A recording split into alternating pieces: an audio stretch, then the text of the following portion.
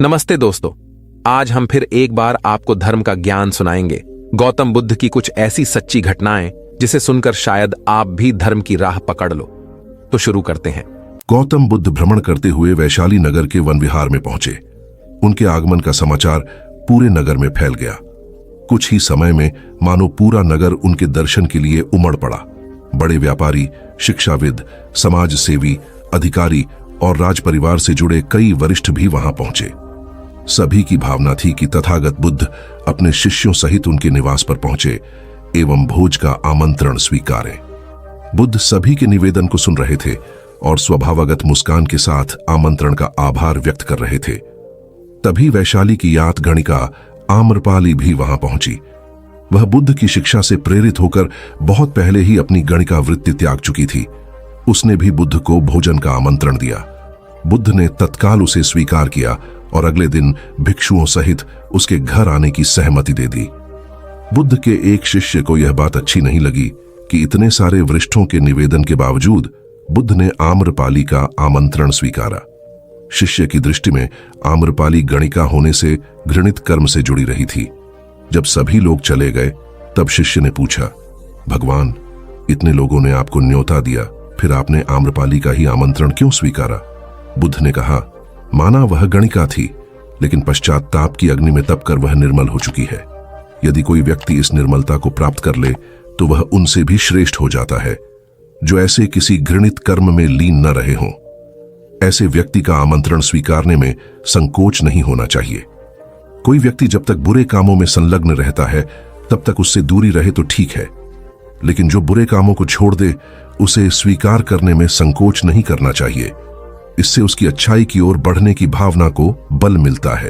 एक राजा पहली बार गौतम बुद्ध के दर्शन करने अपने पास का एक अमूल्य स्वर्णाभूषण लेकर आया था। गौतम बुद्ध उस अमूल्य भेंट को स्वीकार करेंगे, इस बारे में उसे शंका थी। सो अपने दूसरे हाथ में वह एक सुंदर गुलाब का फूल भी ले आया था। उसे लगा भगवान बुद्ध इसे अस्वीकार नहीं करेंगे।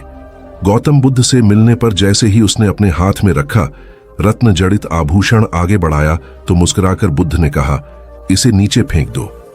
राजा को बुरा लगा, फिर भी उसने वह आभूषण फेंककर दूसरे हाथ में पकड़ा हुआ गुलाब का फूल बुद्ध को अर्पण किया, यह सोचकर कि गुलाब में कुछ आध्यात्मिकता, कुछ प्राकृतिक सौंदर्य भी शामिल है।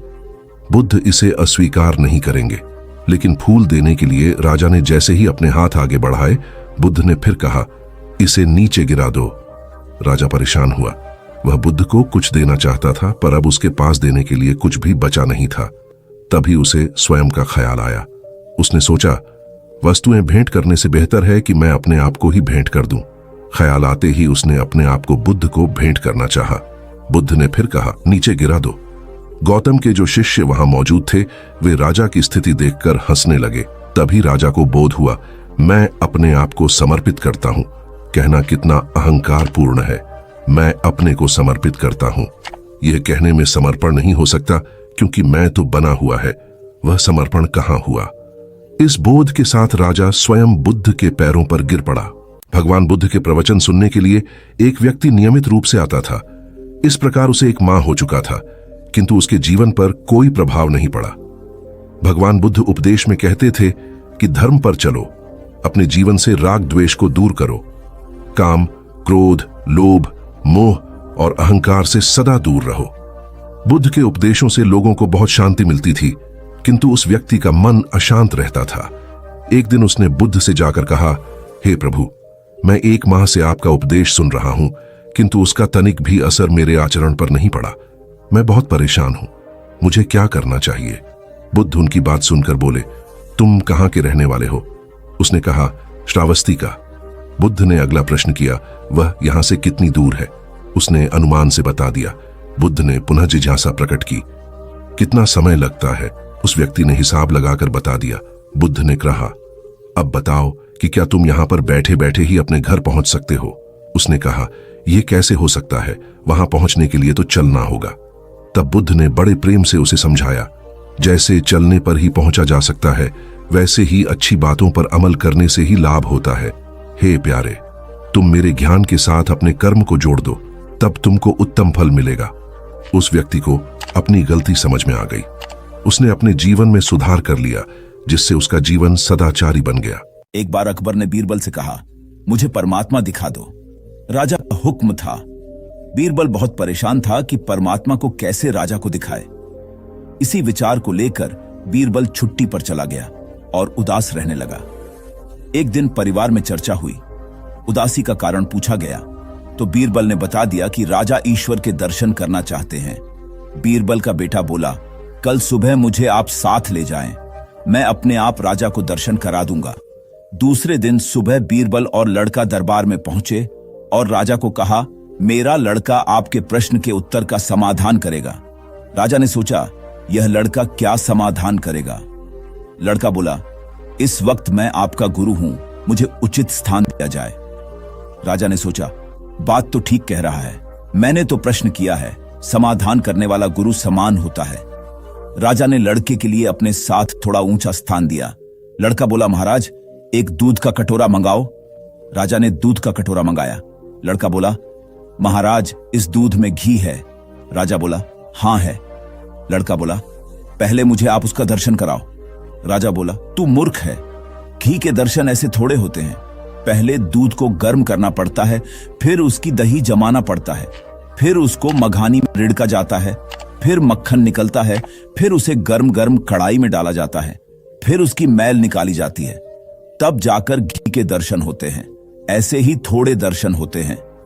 लड्ढका बोला, यही उत्तर है आपके प्रश्न का। पहले इंसान को तपना पड़ता है, फिर उसको जमना पड़ता है, फिर उसको साधना करनी पड़ती है, फिर उसको ध्यान की अग्नि में तपना होता है, फिर उस ईश्वर के दर्शन होते हैं। अकबर समझ गया और बोला, तू वाकई ही मेरा गुरु है। ईश्वर को जानने के लिए बहुत कुछ करना पड़ता है। वैसे हर आत्मा में ईश्वर का अंश है और उसी को ईश्वर का रूप समझना चाहिए, तभी सुख की प्राप्ति होती है। यह भी संसार का एक नियम है। दुनिया में जो तरक्की हो रही है या देश में कोई तरक्की करता है तो उसे जरूर देखना चाहिए, चाहे घर की टीम हो या बाहरी लोगों को मिलाकर बनाई हुई हो। जहां जहां अच्छे समूह बन गए वहां वहां तरक्की हो गई, ऐसा ही देखा गया है। आपके आसपास जितने लोगों को तरक्की पसंद है वो मिलकर ही काम करते होंगे, उनका टीम वर्क अच्छा होगा। एक परिवार था, वो गरीब था, खाने को कुछ नहीं था। काफी सोचा कि काम मिले, मगर काम नहीं मिला। 2 बच्चे थे, बीवी थी। एक दिन उन्हें विचार आया कि इस गांव में काम मिलना मुश्किल है, चलो कहीं और चलते हैं। इस इरादे से वे एक दिन गांव छोड़कर चल दिए। रात का समय था, रास्ता भी जंगली था। सोचा वृक्ष के नीचे रात गुजारी जाए। आदमी ने अपने एक लड़के को लकड़ी चुनने तथा दूसरे को पानी लाने के लिए भेज दिया तथा बीवी को चूल्हा बनाने के लिए कहा और उसने जगह साफ कर दी। चारों ने अपने अपने काम कर लिए। चूल्हा जलाया गया, पानी गर्म होने लग गया। वृक्ष के ऊपर हंस रहता था। वो सोचने लगा, ये कैसा मूर्ख है, इन्होंने चूल्हा तो जला दिया मगर इनके पास पकाने को तो है ही नहीं कुछ भी। हंस ने उनसे पूछा, तुम्हारे पास पकाने को क्या है? वो आदमी बोला, तुझे मार के खाएंगे। हंस बोला, मुझे क्यों मारोगे? आदमी बोला, हमारे पास न पैसा है और न ही सामान, तो क्या करें? हंस सोच में पड़ गया। इन्होंने चूल्हा भी जला लिया है, सब कर्मशील हैं, मुझे तो यह खा ही जाएंगे। तो हंस बोला, अगर मैं आपको धन दे दूं तो मुझे छोड़ दोगे? घर का स्वामी बोला, हाँ छोड़ देंगे। हंस कहने लगा, मेरे साथ चलो, मैं तुम्हें धन देता हूं। हंस उनको थोड़ी दूर ले गया और चोंच से इशारा किया और कहा कि यहां से निकाल लो। उन्होंने गड्ढा खोदा और वहां से धन निकाल लिया। हंस का धन्यवाद करके वापस अपने गांव आ गए और एक ही दिन में खूब मौज से रहने लग गए। अब उनके घर में किसी चीज की कमी नहीं थी। पड़ोसी ने देखा कि इस परिवार के पास ऐसी कौन सी चीज आ गई जो इनके पास इतना कुछ आ गया। उसने छोटे लड़के को बुलाकर सारी बात पूछ ली कि पैसा कहां से आया है। उनके भी 2 बच्चे थे, उन्होंने भी ऐसी योजना बनाई और चल दिए। उन्होंने भी उसी वृक्ष के नीचे डेरा लगा लिया। आदमी ने अपने बड़े लड़के को कहा, लकड़ी लाओ, तथा छोटे लड़के को पानी लाने के लिए कहा, परंतु दोनों आनाकानी करने लगे। बीबी ने भी कहा कि मैं थक चुकी हूं। जैसे जैसे पानी लकड़ी इकट्ठी हो गई और पानी गर्म होने लगा। हंस फिर आया और बोला, तुम्हारे पास खाने को तो नहीं है, तो फिर क्यों पानी गर्म कर रहे हो? आदमी बोला, तुझे मार कर खाएंगे। हंस मुस्कुरा उठा और बोला, मारने वाले तो 3 दिन पहले आए थे। तुम अपना समय खराब मत करो, घर जाओ, तुम मुझे क्या मारोगे? तुम तो आपस में ही लड़ रहे हो। जिन्होंने दूसरों को जितना होता है वे खुद नहीं लड़ते। संसार का नियम भी ऐसा ही है। जिन लोगों ने तरक्की करनी है वे मिलकर चलते हैं, और आज भी संसार में उनका ही बोलबाला है। जो आपसी तालमेल में रहते हैं वे ही समाज रूपी हंस को जीत सकते हैं। बुद्ध के पास एक राजकुमार दीक्षित हो गया। दीक्षा के दूसरे ही दिन किसी श्राविका के घर उसे भिक्षा लेने बुद्ध ने भेज दिया। वह वहां गया। रास्ते में 2-3 घटनाएं ऐसी घटी लौटते में उनसे वह बहुत परेशान हो गया। रास्ते में उसके मन में ख्याल आया कि मुझे जो भोजन प्रिय हैं वे तो अब नहीं मिलेंगे। लेकिन श्राविका के घर जाकर पाया कि वही भोजन थाली है जो उसे बहुत प्रीतिकर है। वह बहुत हैरान हुआ। फिर सोचा, संयोग होगा, जो मुझे पसंद है वही आज बना होगा। वह भोजन करता है, तभी उसे ख्याल आया कि रोज तो भोजन के बाद में विश्राम करता था 2 घड़ी, आज तो फिर धूप में वापस लौटना है। लेकिन तभी उस श्राविका ने कहा कि भिक्षु बड़ी अनुकंपा होगी अगर भोजन के बाद 2 घड़ी विश्राम करो। बहुत हैरान हुआ। जब वह सोचता था यह तभी उसने यह कहा था, फिर भी सोचा संयोग की ही बात होगी कि मेरे मन भी बात आई और उसके मन में भी सहज बात आई कि भोजन के बाद भिक्षु विश्राम कर ले। चटाई बिछा दी गई, वह लेट गया। लेटते ही उसे ख्याल आया कि आज न तो अपना कोई साया है, न कोई छप्पर है अपना, न अपना कोई बिछौना है। अब तो आकाश छप्पर है, जमीन बिछौना है। यह सोचता था वह श्राविका लौटती थी। उसने पीछे से कहा, भंते ऐसा क्यों सोचते हैं? न तो किसी की शैया है न किसी का साया है। अब संयोग मानना कठिन था, अब तो बात स्पष्ट थी। वह उठकर बैठ गया और उसने कहा कि मैं बड़ी हैरानी में हूं। क्या मेरे विचार तुम तक पहुंच जाते हैं? क्या मेरा अंतःकरण तुम पढ़ी लेती हो? उस श्राविका ने कहा, निश्चित ही। पहले तो सबसे पहले स्वयं के विचारों का निरीक्षण शुरू किया था, अब तो हालत उल्टी हो गई। स्वयं के विचार तो निरीक्षण करते करते क्षीण हो गए और विलीन हो गए। मन हो गया निर्विचार। अब तो जो निकट होता है उसके विचार भी निरीक्षण में आ जाते हैं। वह भिक्षु घबराकर खड़ा हो गया और उसने कहा कि मुझे आज्ञा दें, मैं जाऊं। उसके हाथ पैर कंपने लगे। उस श्राविका ने कहा, इतने घबराते क्यों हैं? इसमें घबराने की क्या बात है? लेकिन भिक्षु फिर रुका नहीं, वह वापस लौटा। उसने बुद्ध से कहा, क्षमा करें, उस द्वार पर दोबारा भिक्षा मांगने में न जा सकूंगा। बुद्ध ने कहा, कुछ गलती हुई? वहां कोई भूल हुई? उस भिक्षु ने कहा, न तो भूल हुई न कोई गलती, बहुत आदर सम्मान, और जो भोजन मुझे प्रिय था वह मिला। लेकिन वह श्राविका, वह युवती दूसरे के मन के विचारों को पढ़ लेती है। यह तो बड़ी खतरनाक बात है, क्योंकि उस सुंदर युवती को देखकर मेरे मन में तो काम वासना भी उठी, विकार भी उठा था, वह भी पढ़ लिया गया होगा। अब मैं कैसे वहां जाऊं? कैसे उसके सामने खड़ा होऊंगा? मैं नहीं जा सकूंगा, मुझे क्षमा करें। बुद्ध ने कहा, वहीं जाना पड़ेगा। अगर ऐसी क्षमा मांगनी थी तो भिक्षु नहीं होना था, जानकर वहां भेजा है। और जब तक मैं ना रोकूंगा तब तक वहीं जाना पड़ेगा। महीने 2 महीने, वर्ष 2 वर्ष, निरंतर यही तुम्हारी साधना होगी। लेकिन होशपूर्वक जाना, भीतर जागे हुए जाना और देखते हुए जाना कि कौन से विचार उठते हैं, कौन सी वासनाएं उठती हैं, और कुछ भी मत करना, लड़ना मत, जागे हुए जाना, देखते हुए जाना भीतर की क्या उठता है क्या नहीं उठता। वह दूसरे दिन भी वहीं गया। सोच लें उसकी जगह आप ही जा रहे हैं और वह श्राविका आपका मन पढ़ लेती है, और वह बहुत सुंदर है, बहुत आकर्षक है, बहुत सम्मोहक है, और वह मन पढ़ लेती है आपका। हाँ, मन न पढ़ती होती, यह आपको पता न होता, तो फिर मन में आप कुछ भी करते। आज क्या करेंगे? आज आप ही जा रहे हैं उसकी जगह भिक्षा मांगने, रास्ते पर आप हैं। वह भिक्षु बहुत खतरे में है, अपने मन को देख रहा है, जागा हुआ है। आज पहली दफा जिंदगी में वह जागा हुआ चल रहा है सड़क पर। जैसे जैसे उस श्राविका का घर करीब आने लगा, उसका होश बढ़ने लगा। भीतर जैसे एक दिया जलने लगा और चीजें साफ दिखाई पड़ने लगीं और विचार घूमते हुए मालूम होने लगे। जैसे उसकी सीढ़ियां चढ़ा, एक सन्नाटा छा गया भीतर। होश परिपूर्ण जग गया। अपना पैर भी उठाता है तो उसे मालूम पड़ रहा है, श्वास भी आती जाती है तो उसके बोध में है। जरा सा भी कंपन विचार का भीतर होता है, लहर उठती है कोई वासना की, वह उसको दिखाई पड़ रही है। वह घर के भीतर प्रविष्ट हुआ, मन में और भी गहरा शांत हो गया। वह बिल्कुल जागा हुआ है, जैसे किसी घर में दिया जल रहा हो और एक एक चीज कोना कोना प्रकाशित हो रहा हो। वह भोजन को बैठा, उसने भोजन किया, वह उठा, वह वापस लौटा, वह उस दिन नाचता हुआ वापस लौटा, बुद्ध के चरणों में गिर पड़ा और उसने कहा, अद्भुत हुई बात।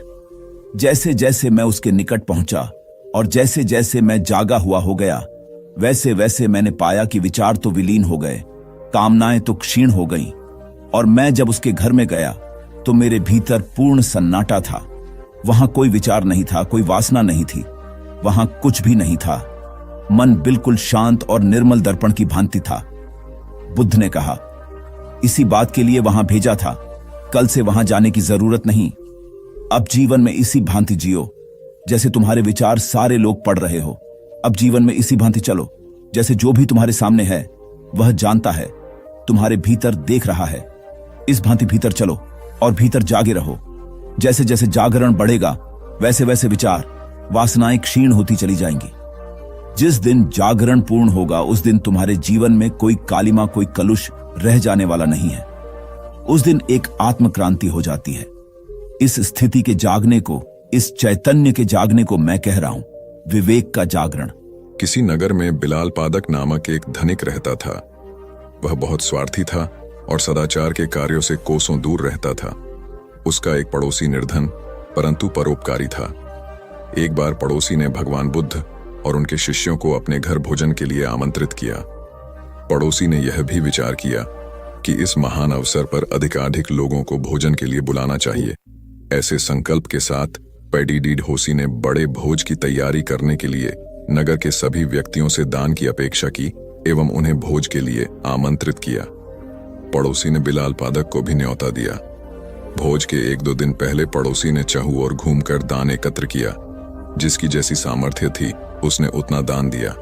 जब बिलाल पादक ने पड़ोसी को घर घर जाकर दान की याचना करते देखा तो मन ही मन सोचा, इस आदमी से खुद का पेट पालते तो बनता नहीं है, फिर भी इसने इतने बड़े भिक्षु संघ और नागरिकों को भोजन के लिए आमंत्रित कर लिया।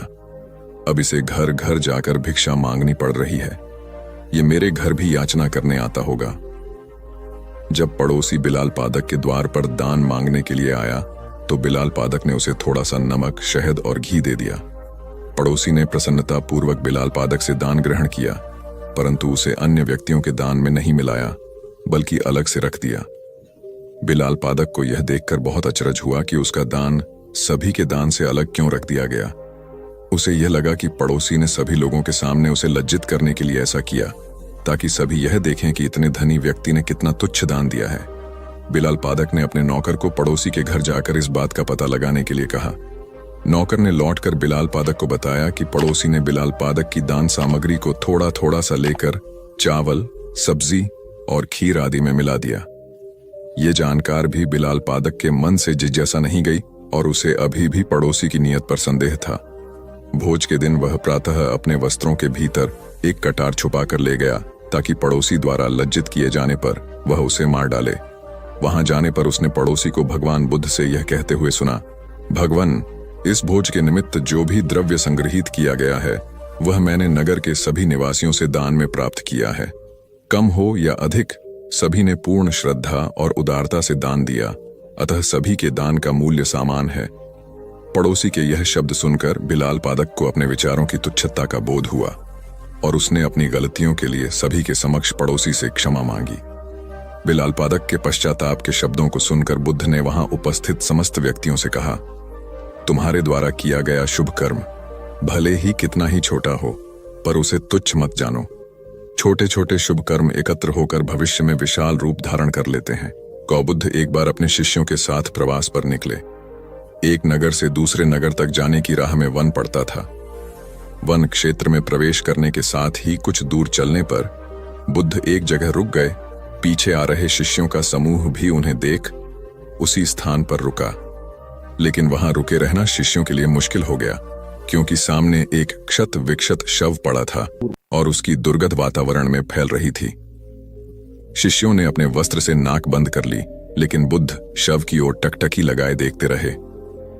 एक शिष्य ने साहस कर विनम्रता पूर्वक गौतम बुद्ध से अनुरोध किया, भगवान, यहां से शीघ्र चलना ही उचित होगा। यहां शव पड़ा है और बहुत दुर्गंध आ रही है। बुद्ध मुस्कुराए और शिष्यों की ओर उन्मुख होते हुए बोले, बताइए, इस सब में सौंदर्य दिखाई देता है। शिष्यों ने कहा, भगवान, ये कैसा प्रश्न है? सौंदर्य और शव में जीवन था तब तक सौंदर्य, अब तो सब समाप्त हो गया।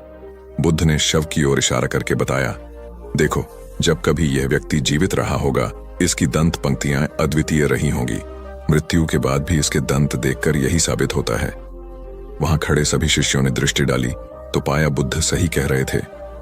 तब शिष्यों को भान हुआ कि शव में भी अच्छाई हो सकती है। दरअसल सौंदर्य निर्जीव में भी नजर आ सकता है, केवल शर्त यह है कि दृष्टि बुद्ध के समान बुराई में भी अच्छाई देखने वाली होनी चाहिए।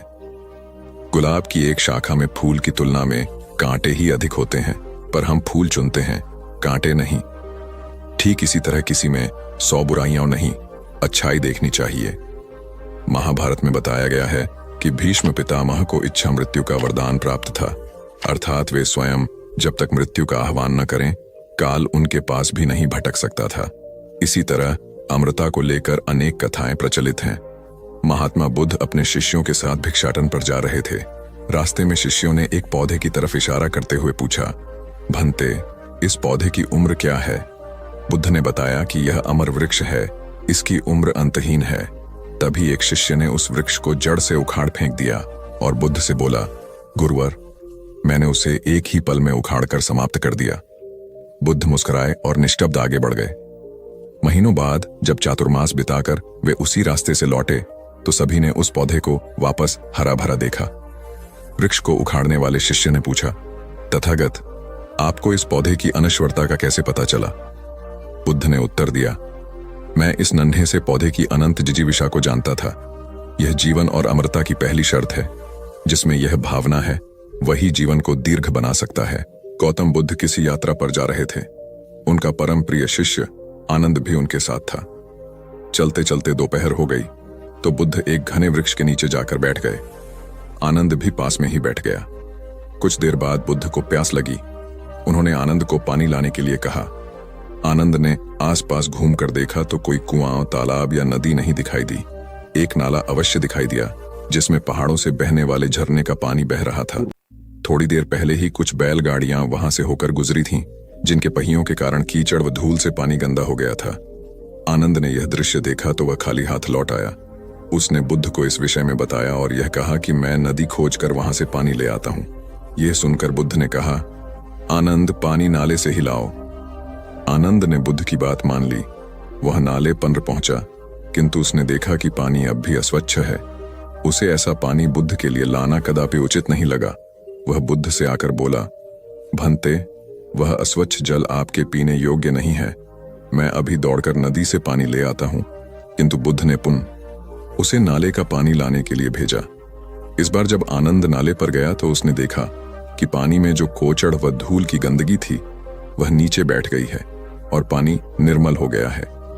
वह प्रसन्न हो बुद्ध के लिए पानी ले आया। तब बुद्ध ने कहा, आनंद, व्यक्ति के लिए धैर्य रखना बहुत जरूरी है। बिना धैर्य धारण किए निर्मलता प्राप्त नहीं होती।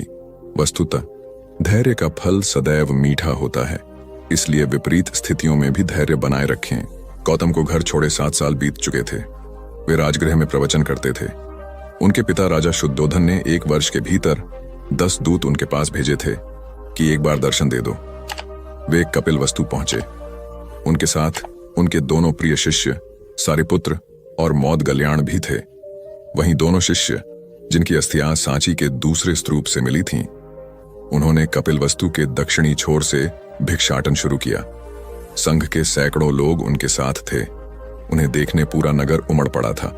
अपने प्रिय राजकुमार को भीख मांगता देख लोग रो पड़े थे। राजा को पता चला तो वे अपने बेटे को देखने सड़क पर आ गए। बहुत आग्रह करने के बाद शाक्यमुनि ने राजा पिता का निमंत्रण स्वीकार किया और राजभवन में गए। राजा ने संघ के अन्य भिक्षुओं को भवन के विशेष परिसर में ठहराया।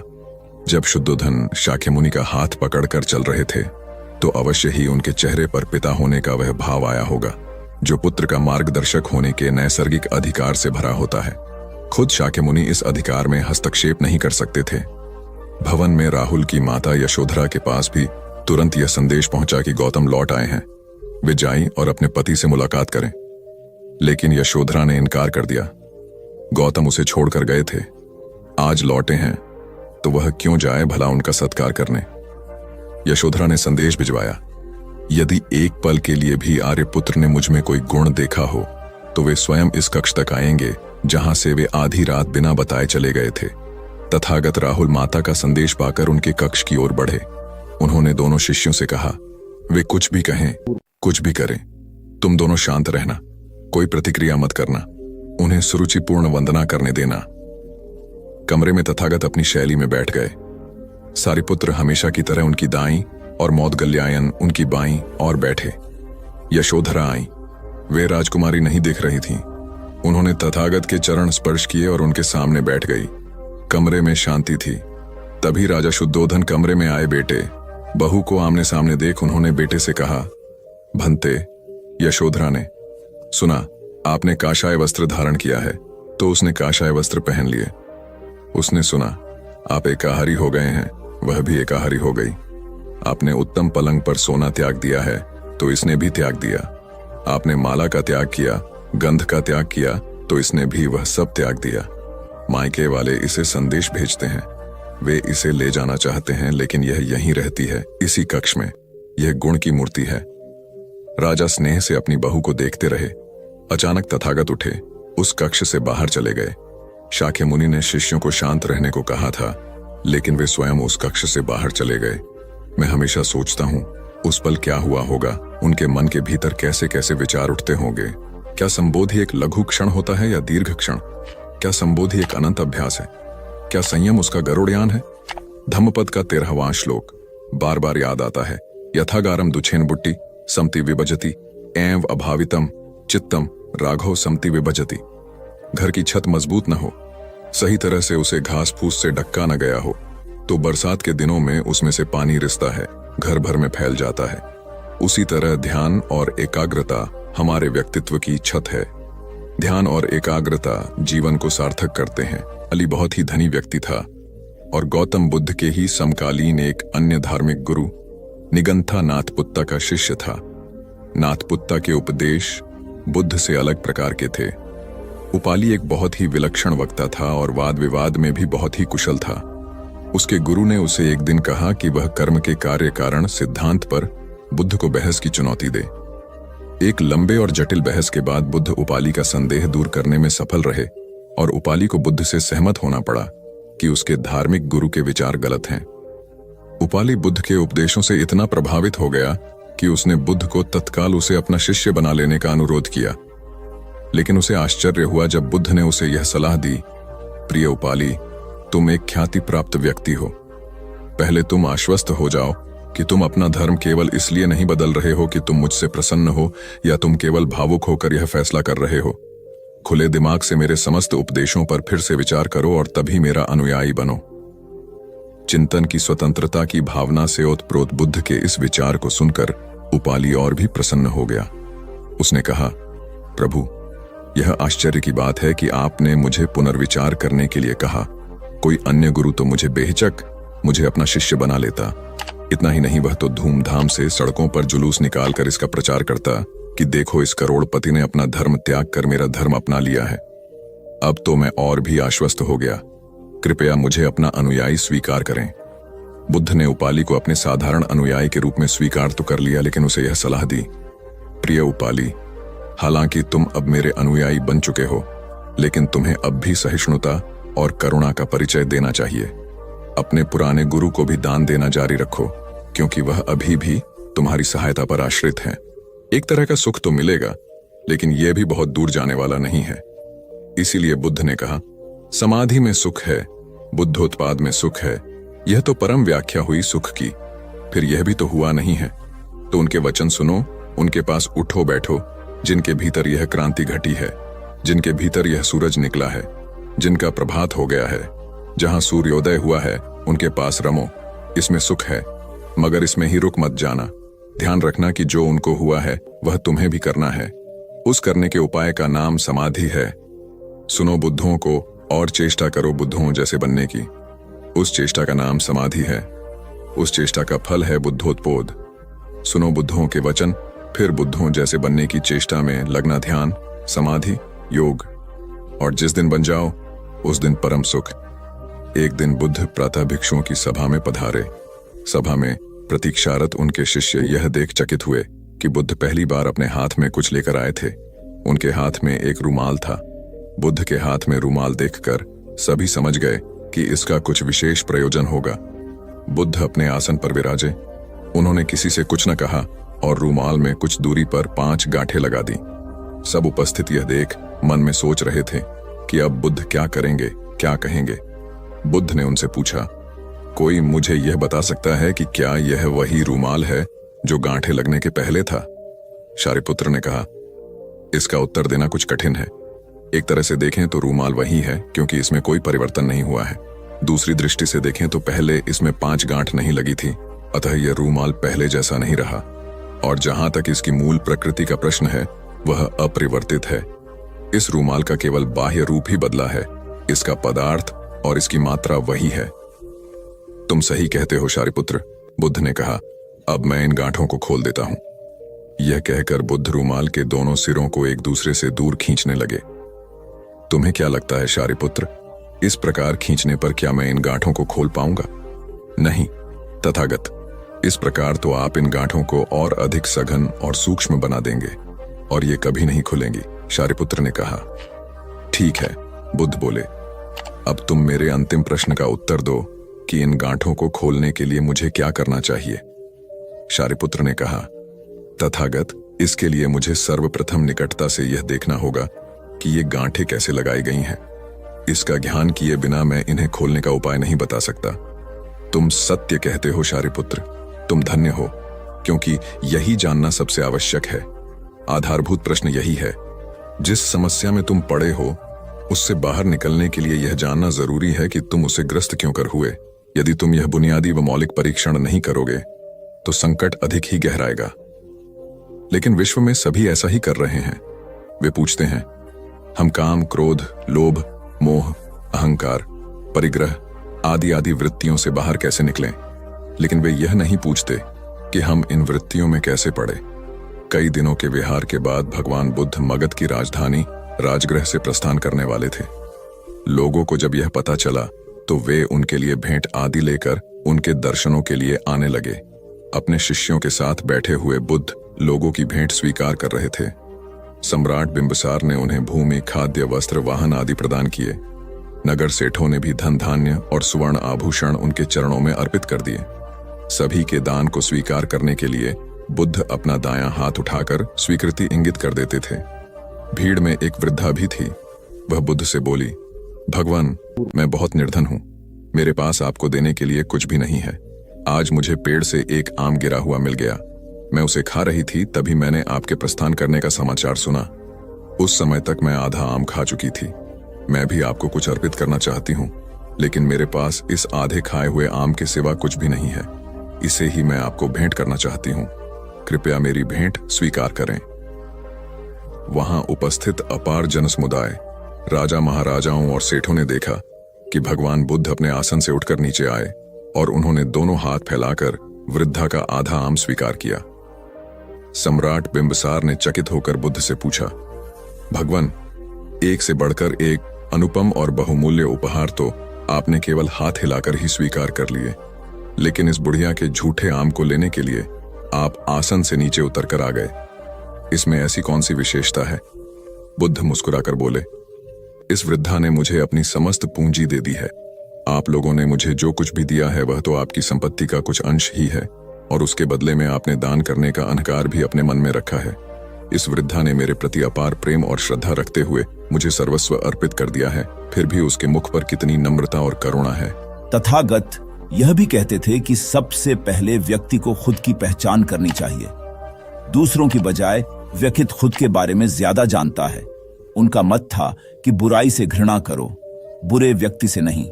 एक बार की बात है, किसी गांव के पास बहती नदी के किनारे बुद्ध बैठे थे।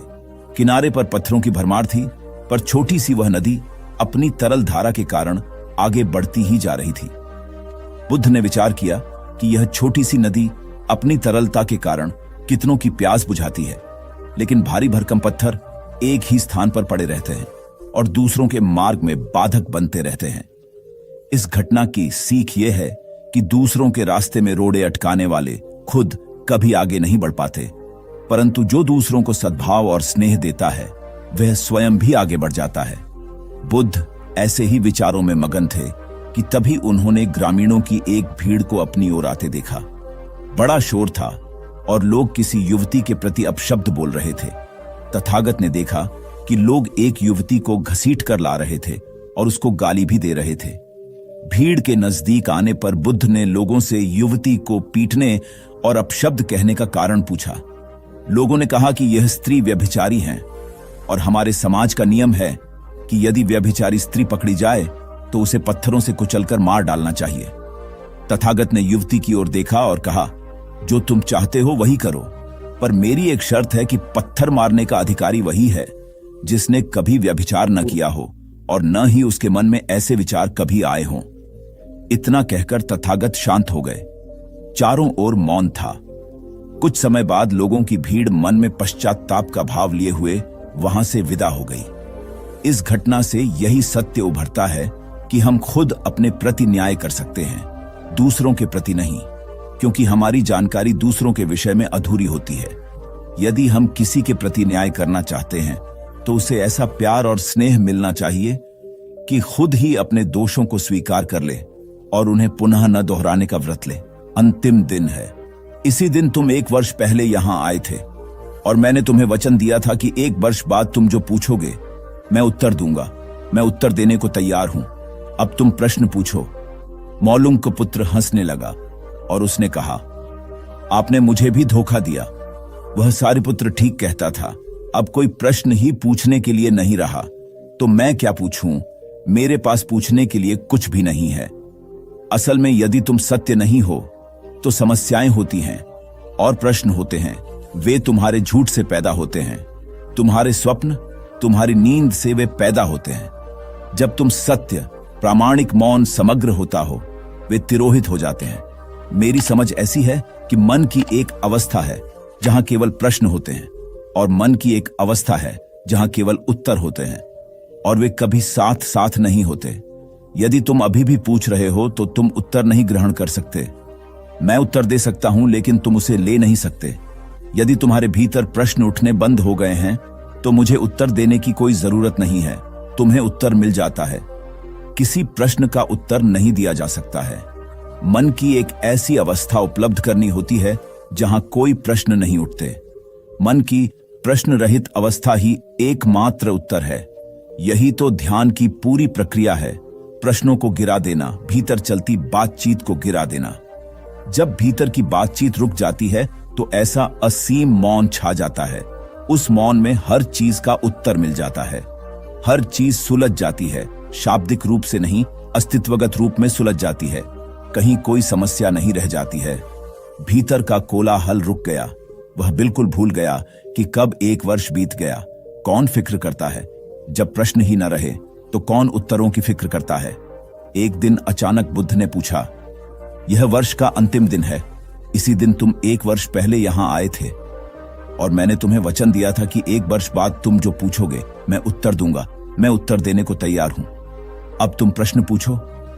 मौलुंग पुत्र हंसने लगा और उसने कहा, आपने मुझे भी धोखा दिया। वह सारिपुत्र ठीक कहता था। अब कोई प्रश्न ही पूछने के लिए नहीं रहा, तो मैं क्या पूछूं? मेरे पास पूछने के लिए कुछ भी नहीं है। असल में यदि तुम सत्य नहीं हो तो समस्याएं होती हैं और प्रश्न होते हैं। वे तुम्हारे झूठ से पैदा होते हैं। तुम्हारे स्वप्न, तुम्हारी नींद से वे पैदा होते हैं। जब तुम सत्य, प्रामाणिक, मौन, समग्र होता हो, वे तिरोहित हो जाते हैं। मेरी समझ ऐसी है कि मन की एक अवस्था है जहां केवल प्रश्न होते हैं और मन की एक अवस्था है जहां केवल उत्तर होते हैं, और वे कभी साथ साथ नहीं होते।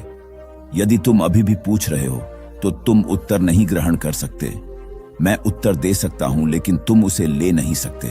यदि तुम्हारे भीतर प्रश्न उठने बंद हो गए हैं तो मुझे उत्तर देने की कोई जरूरत नहीं है। तुम्हें उत्तर मिल जाता है। किसी प्रश्न का उत्तर नहीं दिया जा सकता है। मन की एक ऐसी अवस्था उपलब्ध करनी होती है जहां कोई प्रश्न नहीं उठते। मन की प्रश्न रहित अवस्था ही एकमात्र उत्तर है। यही तो ध्यान की पूरी प्रक्रिया है। प्रश्नों को गिरा देना, भीतर चलती बातचीत को गिरा देना। जब भीतर की बातचीत रुक जाती है तो ऐसा असीम मौन छा जाता है। उस मौन में हर चीज का उत्तर मिल जाता है। हर चीज सुलझ जाती है, शाब्दिक रूप से नहीं, अस्तित्वगत रूप में सुलझ जाती है। कहीं कोई समस्या नहीं रह जाती है। किसी की मौत तो नहीं हुई। यह सुनकर घर के लोग आश्चर्य से कहने लगे, गौतमी, ये तू क्या कह रही है? यहां कितने आदमी मर चुके हैं, इसका कोई हिसाब है? गौतमी, तो मैं आपके घर से सरसों न लूंगी। गौतमी दूसरे घर गई। सब जगह उसे वही जवाब मिला। उसने समझा शायद सारे नगर में यही बात हो। उसे एकदम ध्यान आया कि बुद्ध भगवान ने शायद जानबूझकर ही मुझे सरसों मांगने के लिए भेजा है। वह शीघ्र ही अपने मृत पुत्र को नगर के बाहर श्मशान में ले गई। उसे अपने हाथ में लेकर बोली, प्रिय पुत्र, मैंने समझा था शायद तुम ही अकेले मरने के लिए पैदा हुए हो, लेकिन अब मुझे मालूम हुआ कि मौत सबके लिए है। जो पैदा हुआ है उसे एक न एक दिन अवश्य मरना है। इतना कहकर अपने पुत्र को श्मशान में रख वहां से लौट आई। लौटकर गौतमी बुद्ध के पास गई। बुद्ध ने पूछा, गौतमी, सरसों के दाने मिल गए? गौतमी, भगवान, सरसों नहीं चाहिए, उनका काम हो गया है। बजाय और भी कहीं अधिक बढ़ जाएंगी, क्योंकि किसी भी निर्दोष जीव को मारकर कोई भी व्यक्ति खुशी नहीं प्राप्त कर सकता। आपकी समस्या का हल निर्दोष जीवों को मारने से कैसे हो सकता है? आप राजा हैं, आपको सोच विचार कर निर्णय लेना चाहिए। अगर आप सच में अपनी मुश्किलों का हल चाहते हैं तो दिमाग से काम लीजिए। मुश्किलें तो आती जाती रहती हैं, यही जिंदगी का सच है। किसी निर्दोष जीव को मारने से समस्याएं नहीं समाप्त होंगी, बल्कि उसका हल आपको बुद्धि से ही निकालना होगा। बुद्ध की बात सुनकर अजातशत्रु उनके चरणों में गिर पड़े और अपनी भूल की क्षमा मांगने लगे। अजातशत्रु ने ऐलान करा दिया कि अब से उनके राज्य में किसी निर्दोष जीव की हत्या नहीं की जाएगी। दिन एक शिक्षित युवक बुद्ध के पास आया। उसने बुद्ध को प्रणाम कर अपनी जिज्ञासा रखी। गुरुजी, आप ईश्वर की बात करते हैं, क्या आपने ईश्वर के दर्शन किए हैं जो आप साधिकार इस विषय पर इतना कुछ कह पाते हैं? बुद्ध ने कुछ नहीं कहा और स्नेहपूर्वक उसके सिर पर हाथ फेर दिया। युवक ने समझा कि बुद्ध के पास मेरे प्रश्न का उत्तर नहीं है। फिर उन्होंने कहा, आओ हम कुछ देर यहाँ के बगीचे में घूमें। बगीचे में गुलाब और रजनीगंधा के सुगंधित फूल लगे थे। युवक बोला, गुरुजी, इन फूलों की सुगंध से सारा वातावरण महक रहा है। बुद्ध ने कहा, वत्स, तुम ठीक कहते हो, किंतु एक बात बताओ कि यह सुगंध तुम्हें दिखाई दे रही है? युवक बोला, जी नहीं, सुगंध तो अनुभव की जाती है। तब बुद्ध ने कहा, बस यही तुम्हारे प्रश्न का उत्तर है। तुम्हारे शरीर में जब कभी कहीं चोट लगती है तो दर्द होता है। क्या इस दर्द को तुम देख सकते हो? युवक बोला, नहीं, वह भी अनुभूत ही होता है। बुद्ध ने अंतिम रूप से युवक का समाधान करते हुए कहा, आत्मा और परमात्मा के साथ भी यही बात है। आत्मा को परमात्मा की अनुभूति के द्वारा उसका साक्षात्कार होता है, न कि स्थूल नेत्रों से। युवक अब पूर्णतः संतुष्ट था। बुद्ध का आभार मानते हुए वह चला गया। परमात्मा सदैव अनुभूति के स्तर पर ही घटता है, और यह घटना तब होती है जब मन पूर्णतः निर्लिप्त तथा संभव को प्राप्त हो चुका हो। महात्मा बुद्ध नदी के किनारे एकांत में अपनी कुटिया में रहते थे। उन्होंने कुटिया के चारों ओर हरे भरे वृक्ष लगा रखे थे, जिन पर सुबह शाम पक्षियों का कलरव गूंजता रहता था। प्रकृति का यह मधुर सान्निध्य महात्मा बुद्ध को सदैव आनंदित रखता था। पक्षी और पेड़ पौधे तो मानो उनका परिवार ही बन गए थे। एक दिन महात्मा बुद्ध प्रातःकालीन उठे ही थे कि द्वार पर उन्हें एक सेठ जी खड़े नजर आए। उन्हें चिंताग्रस्त देख महात्मा बुद्ध ने उनसे समस्या जाननी चाहिए। सेठ जी बोले, महाराज, मेरे पास विशाल संपदा है, भरा पूरा परिवार है और मुझे कोई रोग भी नहीं है। फिर भी मुझे नींद नहीं आती, रात भर करवटें ही बदलता रहता हूं।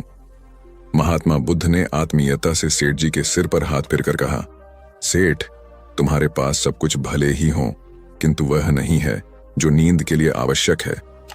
सेठ ने पूछा, वह क्या है महाराज? महात्मा बोले, तुम चारों ओर चिंताओं से घिरे हो। धन संपत्ति की चिंता, व्यापार व्यवसाय की चिंता, परिवार की चिंता। स्मरण रखो कि चिंता चयन में शत्रुता है। सेठ ने इससे बचने का उपाय पूछा तो उन्होंने कहा, तुम प्रकृति से शिक्षा ग्रहण करो। पेड़ पौधे, फूल, पानी और प्रकाश के रूप में उसकी अनंत संपदा चारों ओर बिखरी हुई है, किंतु वह चिंता मुक्त है। अपनी इस दौलत को पूरी दुनिया पर दोनों हाथों से सत्य लुटाती रहती है। तुम यदि उससे प्रेरणा लेकर अपना जीवन भी उसके अनुरूप बना लोगे तो तुम्हें न केवल नींद आएगी बल्कि अतीव शांति महसूस होगी। सेठ ने महात्मा बुद्ध की बात का मर्म समझा और लोक कल्याण की राह पर चल पड़ा। धन और ज्ञान देने से बढ़ते ही हैं, इसलिए इनके संग्रह के साथ साथ इनके दान की वृत्ति भी रखनी चाहिए। एक गरीब किसान गौतम बुद्ध का बहुत बड़ा भक्त था। एक दिन वह बुद्ध के पास आया और अपने गांव आने का आग्रह किया। बुद्ध उसके गांव पहुंचे तो सारा गांव उन्हें देखने व सुनने के लिए उमड़ पड़ा, किंतु वह किसान नहीं आया। हुआ यह कि उसी दिन किसान के बैलों की जोड़ी कहीं खो गई। किसान इस दुविधा में रहा कि बुद्ध का प्रवचन सुने या अपने बैलों को खोजे। काफी सोचने के बाद उसने अपने बैलों को खोजने का निर्णय किया।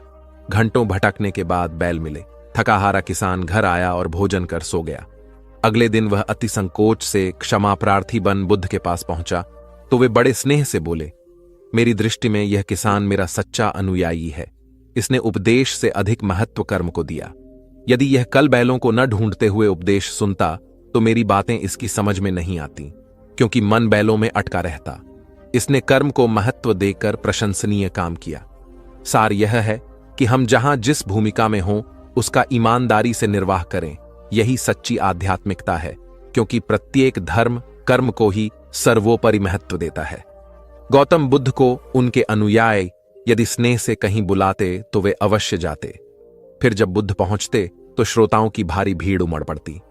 बुद्ध के वचनों में जो अमृतत्व होता था उसका पान करना सभी को प्रीतिकर लगता था। उनके उपदेशों में ऐसा कुछ अवश्य होता था जिससे गंभीर समस्याएं सुलझ जाती और कुछ न कुछ सार्थक भी प्राप्त हो। सार यह है कि हम जहां जिस भूमिका में हो उसका ईमानदारी से निर्वाह करें। यही सच्ची आध्यात्मिकता है, क्योंकि प्रत्येक धर्म कर्म को ही सर्वोपरि महत्व देता है। गौतम बुद्ध के पास उनका प्रिय शिष्य पूर्ण पहुंचा। बुद्ध ध्यानावस्था में बैठे थे। पूर्ण के पहुंचने पर उन्होंने आंखें थोड़ी सी खोली और पूर्ण से आने का कारण पूछा तो उसने कहा, मैं धर्म प्रचार के लिए जाना चाहता हूं, आपकी आज्ञा चाहिए। बुद्ध मुस्कुराए और कहा कि पूर्ण, धर्म की राह बहुत मुश्किल है। तुम लोगों को अच्छी बातें बताने जाओगे और लोग तुम पर नाराज होंगे। हो सकता है कि अपशब्द भी कहे। इस पर पूर्ण ने कहा, कोई बात नहीं, मैं यह सोचकर उनकी बातों पर ध्यान नहीं दूंगा कि उन्होंने अपशब्द ही कहे, पिटाई तो नहीं की। बुद्ध बोले, हो सकता है कि कुछ लोग हाथ उठा दें। पूर्ण ने कहा, तब मैं यह सोचकर उन्हें क्षमा कर दूंगा कि उन्होंने मुझ पर शस्त्रों से प्रहार तो नहीं किया। बुद्ध फिर बोले, हे पूर्ण, हो सकता है कि कुछ लोग तुम पर शस्त्रों का भी उपयोग करें।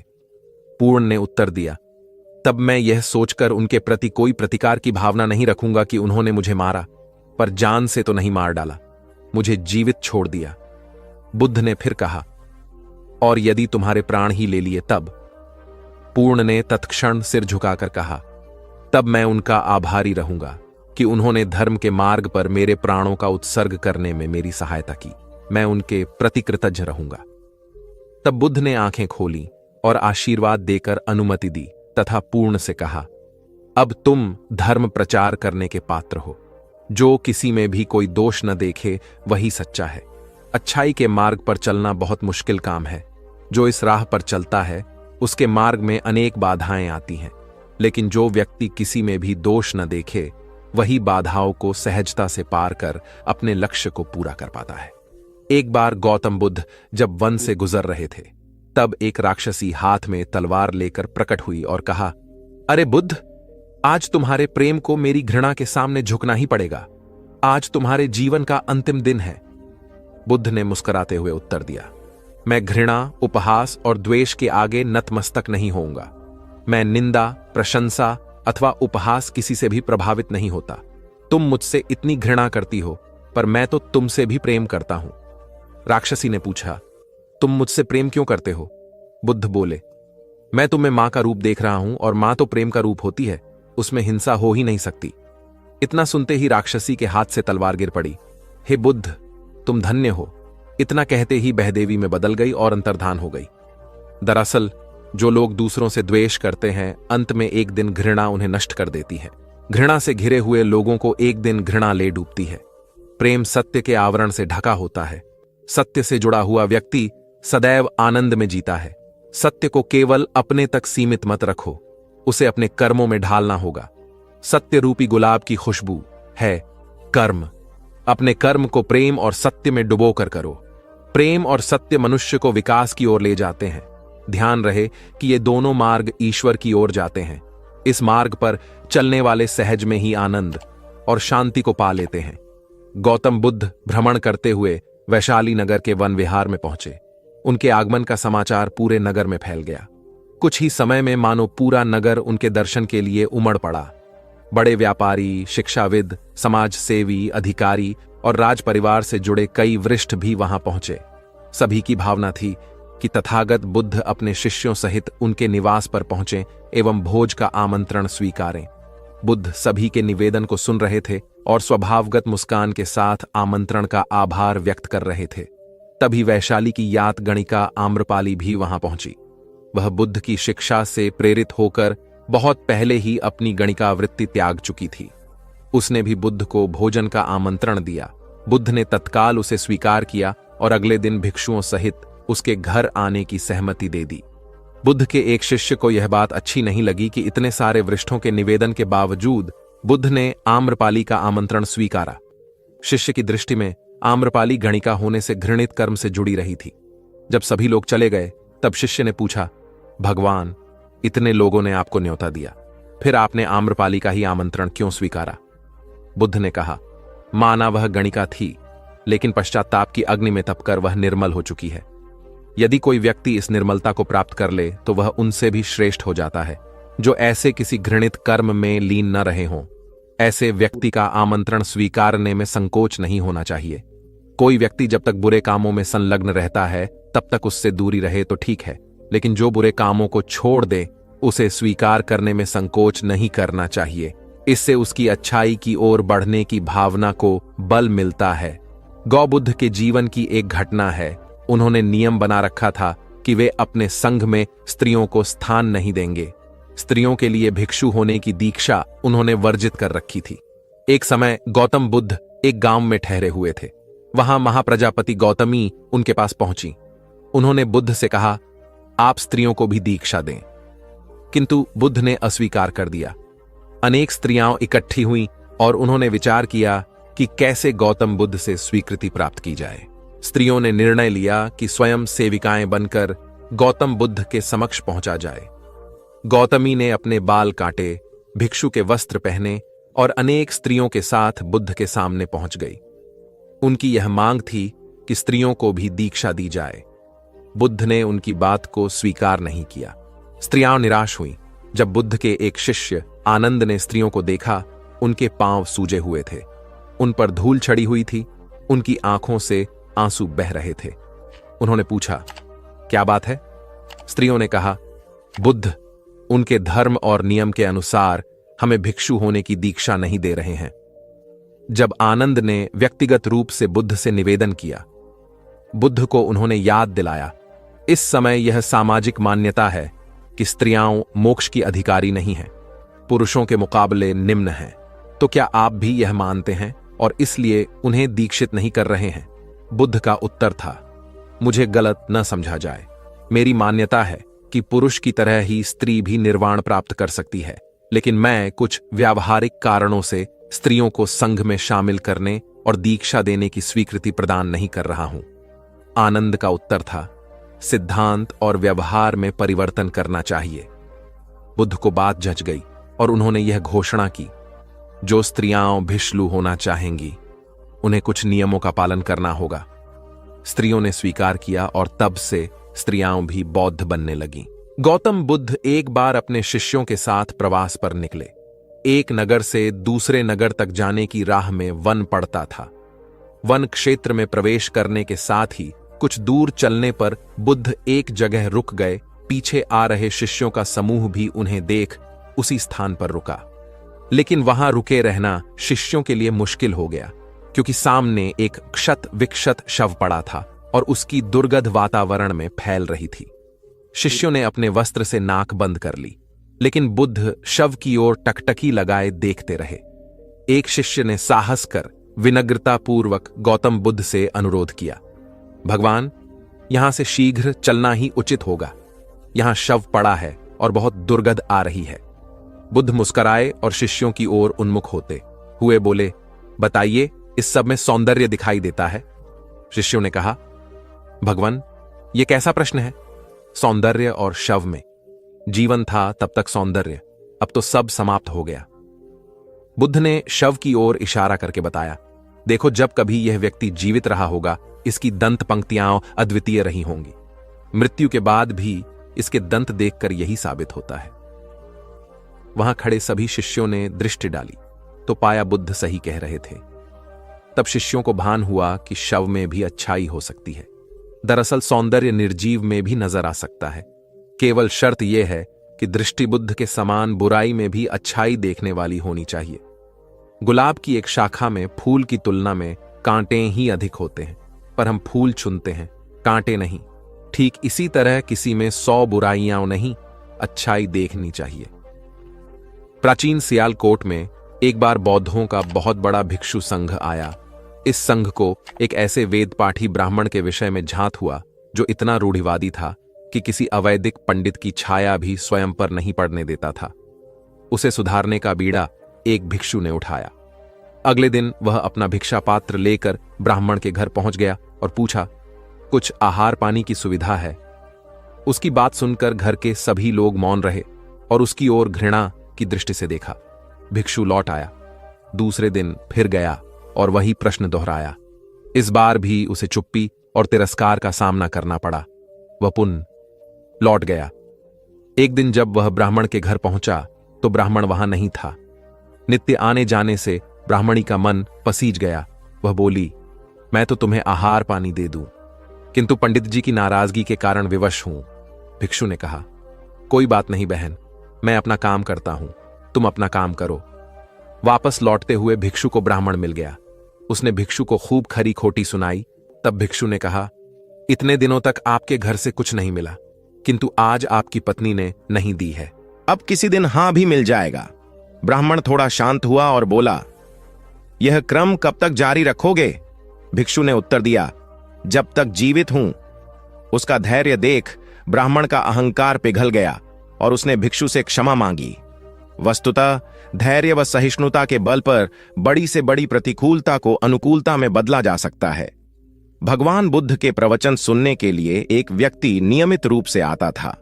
इस प्रकार उसे 1 माह हो चुका था, किंतु उसके जीवन पर कोई प्रभाव नहीं पड़ा।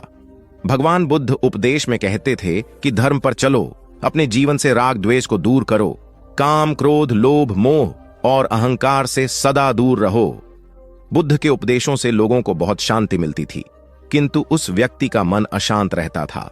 एक दिन उसने बुद्ध से जाकर कहा, हे प्रभु, मैं 1 माह से आपका उपदेश सुन रहा हूं, किंतु उसका तनिक भी असर मेरे आचरण पर नहीं पड़ा। मैं बहुत परेशान हूं, मुझे क्या करना चाहिए? बुद्ध उनकी बात सुनकर बोले, तुम कहां के रहने वाले हो? उसने कहा, श्रावस्ती का। बुद्ध ने अगला प्रश्न किया, वह यहां से कितनी दूर है? उसने अनुमान से बता दिया। बुद्ध ने पुनः जिज्ञासा प्रकट की, कितना समय लगता है? उस व्यक्ति ने हिसाब लगाकर बता दिया। बुद्ध ने कहा, अब बताओ कि क्या तुम यहां पर बैठे बैठे ही अपने घर पहुंच सकते हो? उसने कहा, यह कैसे हो सकता है? वहां पहुंचने के लिए तो चलना होगा। तब बुद्ध ने बड़े प्रेम से उसे समझाया, जैसे चलने पर ही पहुंचा जा सकता है, वैसे ही अच्छी बातों पर अमल करने से ही लाभ होता है। हे प्यारे, तुम मेरे ज्ञान के साथ अपने कर्म को जोड़ दो, तब तुमको उत्तम फल मिलेगा। उस व्यक्ति को अपनी गलती समझ में आ गई। उसने अपने जीवन में सुधार कर लिया, जिससे उसका जीवन सदाचारी बन गया। एक छोटी सी नदी थी, उसके दोनों किनारों पर लोग रहते थे। नदी के पानी से दोनों ओर के लोग अपना अपना काम चलाते थे और सुखमय जीवन बिताते थे। एक बार संयोग से पानी को लेकर दोनों पक्षों में तनातनी हो गई। वे एक दूसरे पर आरोप लगा रहे थे कि तुम ज्यादा पानी ले रहे हो। जब आपसी बातचीत में मामला नहीं निपटा तो वे मरने मारने पर उतारू हो गए। उनके पास जो भी हथियार थे उन्हें तत्काल निकाल लाए और एक दूसरे पर टूट पड़ने को आमादा हो गए। तभी किसी ने जाकर भगवान बुद्ध को सूचना दी। उन्होंने दोनों पक्षों के प्रतिनिधियों को बुलाया और तकरार का कारण पूछा। दोनों प्रतिनिधियों ने अपना अपना पक्ष रखा। बुद्ध ने दोनों की बातें सुनी और मुस्कुराकर कहा, तो तुम लोग क्या करोगे? दोनों प्रतिनिधियों ने आवेश में आकर कहा, हम खून की नदियां बहा देंगे। भगवान बुद्ध ने कहा, तो तुम्हें खून चाहिए? उन लोगों ने हतप्रभ होकर बुद्ध की ओर देखा, फिर बोले, नहीं, हमें पानी चाहिए। भगवान बुद्ध ने कहा, तो तुम्हें खून चाहिए? उन लोगों ने हतप्रभ होकर बुद्ध की ओर देखा, फिर बोले, नहीं, हमें पानी चाहिए। तब सहज भाव से बुद्ध ने कहा, खून बहाकर खून मिलेगा, पानी कैसे पाओगे? कुछ ठहर कर आगे बुद्ध बोले, याद रखो, हिंसा हिंसा को बढ़ाती है, बैर बैर को बढ़ाता है। नदी से ही सीख लो कि वह किसी से लड़ती नहीं, वह निश्चल भाव से अपने जल का सभी के लिए दान करती है। बुद्ध के शब्दों ने जादू जैसा काम किया और दोनों पक्षों की समस्या का सहज रूप से समाधान हो गया। दोनों पक्ष मिल बांटकर पानी का उपयोग करने लगे। कुल बुद्ध एक दिन वैशाली में प्रवचन दे रहे थे। विशाल जनसमूह उन्हें अत्यंत शांति और तन्मयता से सुन रहा था। कहीं कोई शोर नहीं था, मात्र बुद्ध की वाणी गूंज रही थी। बुद्ध के शिष्यों के साथ उपस्थित लोग बुद्ध के अमृत वचनों का पान पूर्ण एकाग्रता से कर रहे थे। तभी उस शांत वातावरण में खलल उत्पन्न करती एक व्यक्ति की जोरदार आवाज आई, आज मुझे सभा में बैठने की अनुमति क्यों नहीं दी गई? बुद्ध उस व्यक्ति का चिल्लाना सुनकर भी मौन रहे। उस व्यक्ति ने पुनः चिल्लाकर यही प्रश्न पूछा। बुद्ध ने नेत्र बंद कर लिए। उनका एक शिष्य बोल उठा, भगवान, बाहर खड़े अपने इस शिष्य को अंदर आने की अनुमति दीजिए। बुद्ध ने नेत्र खोलकर कहा, नहीं, यह अस्पृश्य है। शिष्यगण बुद्ध के मुंह से अस्पृश्य शब्द सुनकर विस्मित हुए और उन्होंने पूछा, वह अस्पृश्य क्यों? कैसे? भगवान, आपके धर्म में तो जात पात का भेद नहीं है।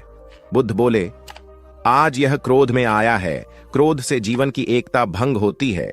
क्रोध ही मानसिक हिंसा करता है। किसी भी कारण से क्रोध करने वाला अस्पृश्य है। उसे कुछ देर तक स्मरण कर लेना चाहिए कि अहिंसा परम धर्म है। कथा का उपदेश यह है कि क्रोध एक असात्विक भाव है जो कर्ता और भोक्ता दोनों के लिए हानिकारक होता है। इससे बचते हुए शांति से विचारने व कार्य करने की प्रवृत्ति अपनानी चाहिए। शांत मन और मस्तिष्क ही विवेकपूर्ण निर्णय लेने में सक्षम होते हैं। बौद्ध संघ के एक भिक्षु को कोई गंभीर रोग हो गया। उसकी हालत इतनी खराब हो गई कि वह चल फिर भी नहीं सकता था और मल मूत्र में लिपटा पड़ा रहता था। उसकी यह हालत देख उसके साथी भिक्षु भी उसके पास नहीं आते और घृणा से मुंह फेरकर आसपास से निकल जाते थे। कुछ दिनों बाद बुद्ध को यह बात पता चली तो वे तत्काल अपने प्रिय शिष्य आनंद के साथ उस भिक्षु के पास पहुंचे। उसकी दयनीय दशा से उन्हें घोर कष्ट हुआ। उन्होंने भिक्षु से पूछा, तुम्हें कौन सा रोग हुआ है? भिक्षु बोला, भगवान, मुझे पेट की बीमारी है। बुद्ध ने स्नेह से उसके सिर पर हाथ फेरते हुए प्रश्न किया, क्या तुम्हारी परिचर्या करने वाला कोई नहीं है? भिक्षु की ना सुनते ही बुद्ध ने आनंद से कहा, पानी लेकर आओ, हम लोग पहले इसका शरीर स्वच्छ करेंगे। आनंद पानी लेकर आए। फिर बुद्ध ने भिक्षु के शरीर पर पानी डाला और आनंद ने उसके मल मूत्र को साफ किया। अच्छी तरह धो पोंछकर बुद्ध ने भिक्षु के सिर को पकड़ा और आनंद ने पैरों को। इस प्रकार उसे उठाकर चारपाई पर लिटा दिया। फिर बुद्ध ने सारे भिक्षुओं को एकत्रित कर उन्हें समझाया, भिक्षुओं, तुम्हारे माता नहीं, पिता नहीं, भाई नहीं, बहन नहीं जो तुम्हारी सेवा करेंगे।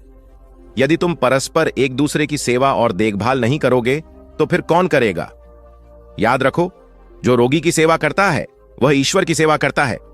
दीनहीन के प्रति करुणा व सेवा का भाव इस जगत को बुद्ध का सबसे बड़ा संदेश है जो प्रत्येक देश, काल, परिस्थिति में प्रासंगिक है। गौतम सिद्धार्थ बुद्धत्व प्राप्त करके महात्मा बुद्ध बन गए। सत्य, अहिंसा और दया की मूर्ति बुद्ध अपने शिष्यों के साथ एक गांव में पहुंचे। कुछ अज्ञानी लोग उनके विरोधी थे। वे बुद्ध को अपशब्द कहने लगे।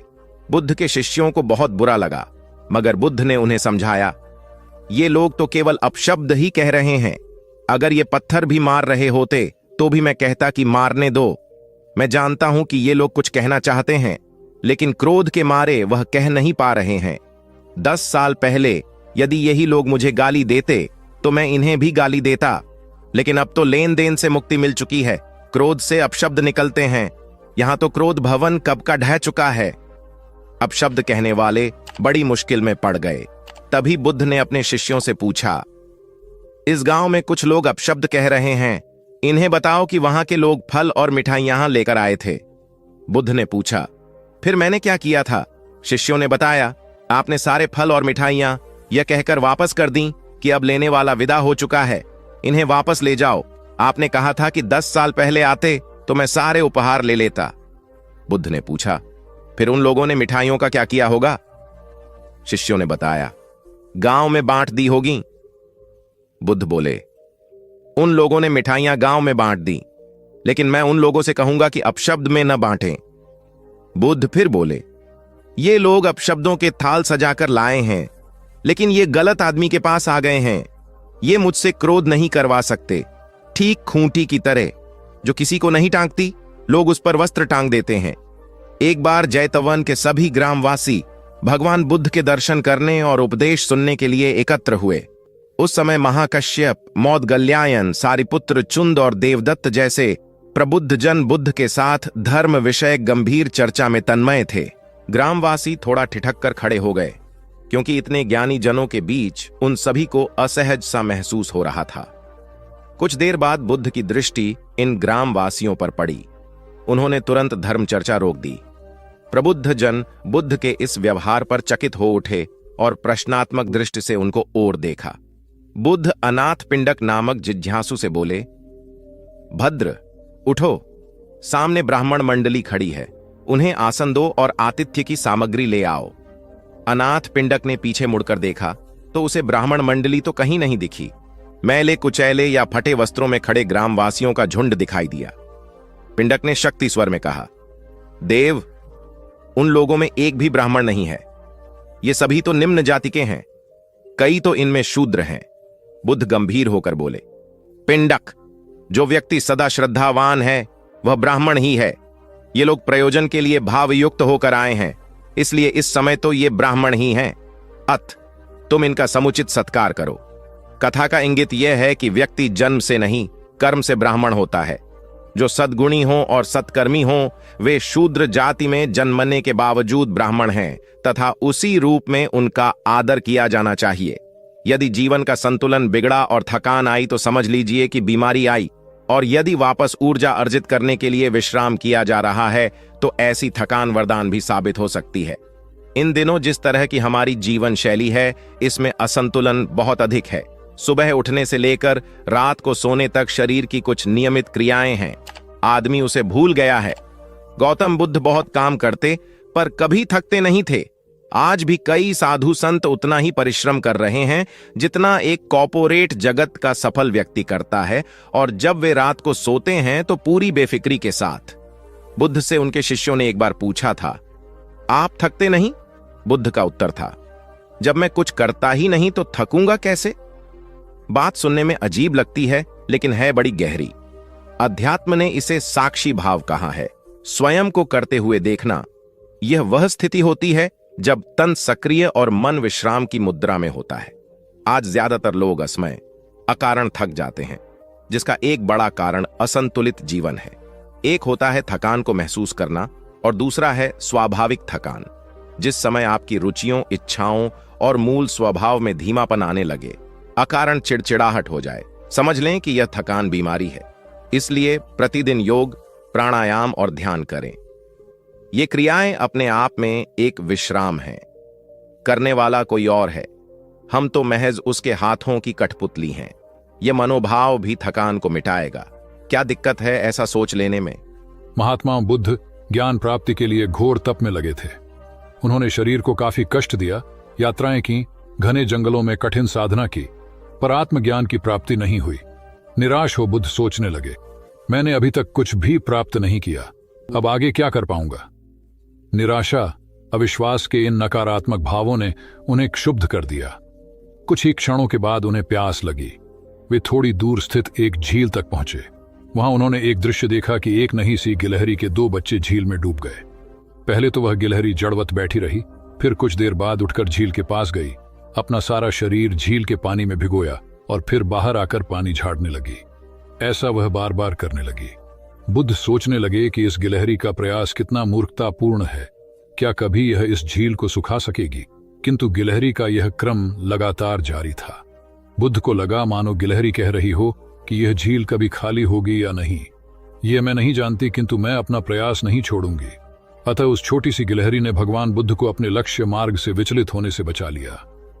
वे सोचने लगे कि जब यह नन्ही गिलहरी अपने लघु सामर्थ्य से झील को सुखा देने के लिए दृढ़ संकल्पित है तो मुझ में क्या कमी है, मैं तो इससे 1000 गुना अधिक क्षमता रखता हूं। यह सोचकर गौतम बुद्ध पुनः अपनी साधना में लग गए और एक दिन बोधिवृक्ष तले उन्हें ज्ञान का आलोक प्राप्त हुआ। यह कथा असफलता के बावजूद प्रयासों की निरंतरता पर बल देती है। यदि हम प्रयास करना न छोड़े तो एक न एक दिन लक्ष्य की प्राप्ति हो ही जाती है। बुद्ध अपने साधना काल में एक निर्जन स्थान पर ध्यान मग्न बैठे थे। इसी स्थान पर एक यक्ष का वास था। यह बात बुद्ध को झांत नहीं थी। वे तो वहां पहुंचे और शांत वातावरण देखकर ध्यान मग्न हो गए। उस समय यक्ष वहां पर नहीं था। रात होने पर जब वह आया तो उस स्थान पर एक अनजान व्यक्ति को देखकर आग बबूला हो गया। बड़े जोर से वह दहाड़ा, किंतु बुद्ध का ध्यान भंग नहीं हुआ। यक्ष ने उन्हें हाथी का रूप धारण कर डराना चाहा, किंतु बुद्ध यथावत ध्यान मग्न बैठे रहे। उसने बुद्ध को डराने के लिए क्रमशः शेर, चीता, बाघ आदि का रूप धारण किया, किंतु बुद्ध अविचलित ही बने रहे। अंत में उसने भयंकर विषधर का रूप धारण कर उनके पैर के अंगूठे को डंस लिया, किंतु बुद्ध पर उसके विष का भी कोई असर नहीं हुआ। वे अब भी अप्रभावित रहे। विषधर उनके शरीर पर चढ़ गया और उनके गले से लिपटकर उन्हें जोरों से काट लिया, लेकिन इतने प्रयासों के बावजूद भी बुद्ध की साधना को भंग नहीं कर पाया। थक हार कर नीचे उतर आया और उनसे कुछ कदमों की दूरी पर लेटकर अपनी थकान उतारने लगा। ध्यान पूर्ण होने पर बुद्ध ने उसकी तरफ देखा और उसे बहुत स्नेह से दुलारा। उनका निश्चल प्रेम देखकर सर्प का विष अमृत बन गया और यक्ष ने श्रद्धापूर्वक बुद्ध को नमन किया। कहानी का सार यह है कि मन की कलुषता पर एकाग्रता, स्नेह और संभव से ही विजय प्राप्त की जा सकती है। बौद्ध भिक्षु बोधि धर्म भ्रमण करते हुए एक गांव में पहुंचे। लोग उनका बहुत आदर करते थे। बोधि धर्म व उनके शिष्यों का ग्रामीणों ने हार्दिक सत्कार किया और फिर उनके पवित्र वचनों को सुनने के लिए उनके आसपास एकत्रित हो गए। बोधि धर्म लोगों को धर्म और आचरण विषयक अच्छी बातें सरल भाषा में समझाने लगे। तभी वहां एक व्यक्ति आया और बोधि धर्म को अपशब्द कहने लगा। उपस्थित जनसमूह ने उसे रोकने का बहुत प्रयास किया, किंतु वह नहीं माना तथा अनवरत बोधि धर्म को बुरा भला कहता रहा। लोगों ने कहा कि महाराज, ये व्यक्ति कितना उद्दंड है, निरर्थक ही आपको अपशब्द कह रहा है। बोधि धर्म उस व्यक्ति के इस आचरण पर कदापि क्रोधित नहीं हुए और लोगों से बोले कि यह भविष्य में मेरा सबसे बड़ा भक्त बनने वाला है। लोगों ने पूछा कि कैसे? बोधि धर्म ने उत्तर दिया, कोई कुम्हार के यहां घड़ा लेने जाता है तो घड़े को बजाकर देखा जाता है कि वह फूटा हुआ तो नहीं है। जब 1-2 रुपए के घड़े को कोई इतनी परख कर सकता है तो भला जिसे गुरु मानना है उसे 10-20 गालियां दिए बगैर कैसे पहचानेगा? पहले वह परीक्षा लेगा कि गुरु में धैर्य, आक्रोश व समता भाव कितना है। यह जानने के बाद ही तो वह गुरु को स्वीकारेगा। इसलिए यह व्यक्ति मुझे निरर्थक ही अपशब्द नहीं कह रहा है और आगे चलकर वास्तव में वह व्यक्ति बोधि धर्म का सबसे बड़ा भक्त बना। किसी को शिक्षा देने से पूर्व स्वयं का आचरण भी तदनुरूप होना चाहिए, तभी गुरु का महान पद मिलता है। वस्तुतः गुरु की गुरुता तभी स्वीकारी जाती है जबकि उसमें सदाचरण के सभी लक्षण मौजूद हों। महात्मा गौतम बुद्ध के श्रावस्ती में प्रवचन चल रहे थे। प्रवचन में नित्य ही बड़ी संख्या में लोग आते और विविध महत्वपूर्ण व गंभीर विषयों पर बुद्ध से ज्ञान ग्रहण करते। बुद्ध का शिष्य वर्ग भी काफी विशाल था, जो प्रवचन स्थल की व्यवस्था संभालता और बुद्ध की सेवा में सदैव तत्पर रहता। एक बार रात के समय महात्मा बुद्ध प्रवचन दे रहे थे। सदैव की भांति काफी लोग उनके प्रवचन सुन रहे थे। एक व्यक्ति जो बुद्ध के ठीक सामने बैठा था, बार बार नींद के झोंके ले रहा था। बुद्ध थोड़ी देर तक तो प्रवचन देते रहे, फिर उससे बोले, वत्स, सो रहे हो? उस व्यक्ति ने हड़बड़ाकर कहा, नहीं महात्मा। बुद्ध ने पुनः प्रवचन प्रारंभ किए। वह व्यक्ति फिर ऊँघने लगा। महात्मा ने फिर वही प्रश्न दोहराया और उसने फिर अचकचाकर नहीं महात्मा कहा। ऐसा लगभग 8-10 बार हो गया। कुछ देर बाद बुद्ध ने उससे पूछा, वत्स, जीवित हो? हर बार की तरह इस बार भी उसने कहा, नहीं महात्मा। यह सुनकर उपस्थित श्रोताओं में हंसी की लहर दौड़ गई और वह व्यक्ति पूर्णतः चैतन्य हो गया। तब बुद्ध गंभीर होकर बोले, वत्स, निद्रा में तुम्हारे मुख से सही उत्तर मिल ही गया। जो निद्रा में है वह मृतक समान ही है। महात्मा बुद्ध का संकेत था कि गुरु से ज्ञान ग्रहण करते वक्त सजगता अत्यंत आवश्यक है। गाफिल रहने की स्थिति में ज्ञान की प्राप्ति पूर्ण नहीं होती और अधकचरा ज्ञान सदैव खतरनाक साबित होता है। कथा सिद्धार्थ के जीवन के उस दौर की है जब वे बुद्धत्व को प्राप्त नहीं हुए थे और निरंजना नदी के तटीय वनों में वृक्ष के नीचे ध्यान करते थे। सिद्धार्थ प्रतिदिन ध्यान करने के बाद पास के किसी गांव में चले जाते और भिक्षा मांगकर लौट आते। कुछ दिनों के बाद उन्होंने भिक्षाटन पर जाना बंद कर दिया, क्योंकि एक गांव के प्रधान की छोटी बेटी सुजाता उनके लिए नित्य भोजन लाने लगी। सिद्धार्थ को वह बड़े स्नेह से भोजन कराती थी। कुछ दिनों बाद उसी गांव का एक चरवाहा भी सिद्धार्थ से प्रभावित होकर उनके पास आने लगा। उसका नाम स्वस्थी था। एक दिन स्वस्थी से सिद्धार्थ बातें कर रहे थे कि सुजाता भोजन लेकर आई। जैसे ही सिद्धार्थ ने भोजन करना शुरू किया, उन्होंने बातचीत बंद कर दी। जितनी देर तक वे भोजन करते रहे, बिल्कुल चुप रहे और वहां सन्नाटा छाया रहा। स्वस्थी को हैरानी हुई। उसने सिद्धार्थ के भोजन करने के उपरांत उनसे पूछा, गुरुदेव, आप मेरे आने के बाद निरंतर वार्तालाप करते रहे, किंतु भोजन के समय एक शब्द भी नहीं बोले। इसका क्या कारण है? सिद्धार्थ बोले, भोजन का निर्माण बड़ी कठिनाई से होता है। किसान पहले बीज बोता है, फिर पौधों की रखवाली करता है और तब कहीं जाकर अनाज पैदा होता है। फिर घर की महिलाएं उसे बड़े जतन से खाने योग्य बनाती हैं। इतनी कठिनाई से तैयार भोजन का पूरा आनंद तभी संभव है जब हम पूर्णतः मौन हों। भोजन के दौरान मैं मौन रहकर उसका पूरा स्वाद लेता हूं। वस्तुतः शांति से किया गया भोजन न केवल शारीरिक भूख को तृप्त करता है, बल्कि मानसिक आनंद और सात्विक ऊर्जा भी देता है। सम्राट अशोक संपूर्ण भारत को अपने राज्य में मिलाना चाहते थे, पर कलिंग के युद्ध में हुए रक्तपात को देखकर उन्हें अत्यधिक दुख पहुंचा। उनकी महत्वाकांक्षा ने जो तबाही मचाई थी, उसे देखकर उन्हें खुद पर ग्लानि हुई। उन्होंने देखा कि लोग दर्द से कराह रहे थे। यह सब विनाश केवल उनकी महत्वाकांक्षा से हुआ था। यह सब देखकर अशोक के मन में विनाश का पथ छोड़कर नेकी के रास्ते पर चलने का विचार जगा। अशोक की राजधानी पाटलिपुत्र थी। पाटलिपुत्र अब पटना के रूप में जाना जाता है।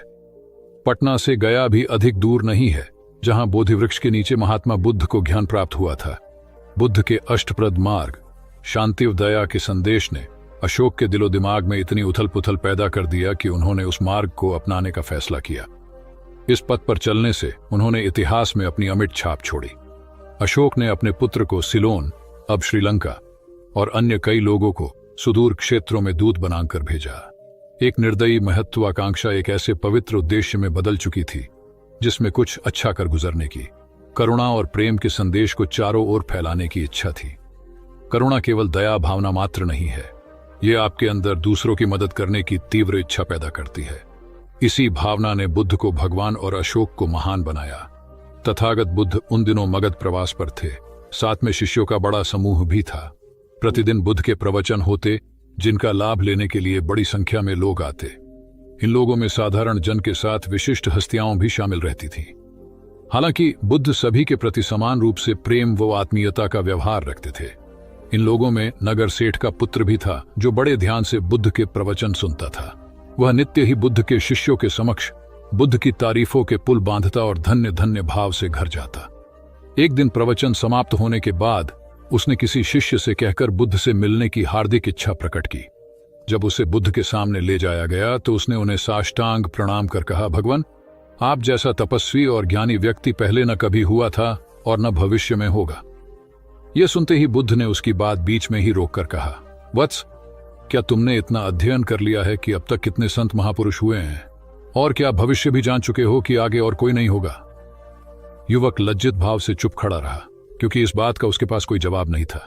बुद्ध ने अपनी बात समाप्त करते हुए उसे सीख दी, सदैव अपनी आंखें खुली रखो। जो जैसा है उसे वैसा ही महत्व दो, किसी से उसकी तुलना मत करो। कथा का सार यह है कि किसी भी क्षेत्र के अधिकारी विद्वान की स्वतंत्र रूप से प्रशंसा करना उचित है, किंतु सर्वश्रेष्ठ बताना अनुचित, क्योंकि श्रेष्ठता को व्यक्ति, समय व स्थान की सीमाओं में नहीं बांधा जा सकता। आनंद भगवान बुद्ध के प्रमुख व प्रिय शिष्य थे। उनके स्वभाव में उदारता, स्नेह व सहिष्णुता जैसे गुण शामिल थे। वे सभी के प्रति समान व्यवहार करते थे। उनकी दृष्टि में कोई छोटा या बड़ा नहीं था। एक बार आनंद कहीं जा रहे थे। रास्ते में उन्हें बड़े जोर की प्यास लगी। आसपास देखा तो निकट ही कुआं दिखाई दिया। वे वहां पहुंचे। कुएं से एक लड़की पानी भर रही थी। आनंद ने उसके पास जाकर कहा, बहन, मैं बड़ी दूर से आ रहा हूं, मुझे बहुत जोर से प्यास लगी है, कृपा कर पानी पिला दो। उनकी बात सुनते ही लड़की कांप उठी, क्योंकि वह अछूत जाति की थी। वह जानती थी कि किसी ऊंची जाति के व्यक्ति को पानी पिलाना उसके अधिकार क्षेत्र से बाहर है। वह निगाह नीची कर चुपचाप खड़ी रही। आनंद ने प्यास से व्याकुल होकर फिर कहा, बहन, तुमने सुना नहीं? प्यास के मारे मेरे प्राण निकले जा रहे हैं, मुझे पानी पिला दो। लड़की भयवश कुछ नहीं बोल पाई। जब आनंद ने बड़े स्नेह से उससे पानी न पिलाने का कारण पूछा तो वह बोली, मैं निम्न जाति की कन्या हूं, आपको पानी कैसे पिला सकती हूं? उसकी बात सुनकर आनंद ने कहा, बहन, मैंने तुमसे पानी मांगा है, जाति तो नहीं पूछी। आनंद की उदारता ने उस कन्या का भय दूर कर दिया और उन्हें पानी पिलाकर वह धन्य हो गई। कथा का सार यह है कि ईश्वर की दृष्टि सम होने के कारण उसने सभी मनुष्यों को समान शरीर, बुद्धि और भावना से नवाजा है। अपने सृष्टिकर्ता के विरुद्ध जाकर मानव में भेद करना सर्वथा अनुचित है। एक बार भगवान बुद्ध अपने शिष्यों के साथ पाटलिपुत्र पहुंचे। सभी लोग एक विहार में रुके। भोजन के बाद बुद्ध ने आनंद से अगले दिन से प्रवचन आरंभ करने को कहा। अगले दिन बुद्ध का प्रवचन सुनने बड़ी संख्या में लोग उपस्थित थे। बुद्ध प्रवचन देने के बाद लोगों से मिलते, उनकी समस्याएं सुनते और नेक सलाह देते। एक दिन प्रवचन के समय बुद्ध के शिष्य आनंद ने उनसे पूछा, भंते, आपके सामने हजारों लोग बैठे हैं, बताइए कि इनमें सबसे सुखी कौन है? बुद्ध ने एक विहंगम दृष्टि भीड़ पर डालते हुए कहा, वह देखो, सबसे पीछे एक दुबला पतला फटे वस्त्र पहने जो आदमी बैठा है, वह सर्वाधिक सुखी है। आनंद सहमत नहीं हुआ। वह बोला, यह कैसे संभव है? वह तो बहुत दयनीय जान पड़ता है। बुद्ध ने अपनी बात सिद्ध करने के लिए बारी बारी से सामने बैठे लोगों से पूछा, तुम्हें क्या चाहिए? किसी ने संतान मांगी तो किसी ने मकान, कोई रोग मुक्ति चाहता था तो कोई अपने शत्रु पर विजय। ऐसा एक भी व्यक्ति नहीं था जिसे कोई इच्छा ना हो।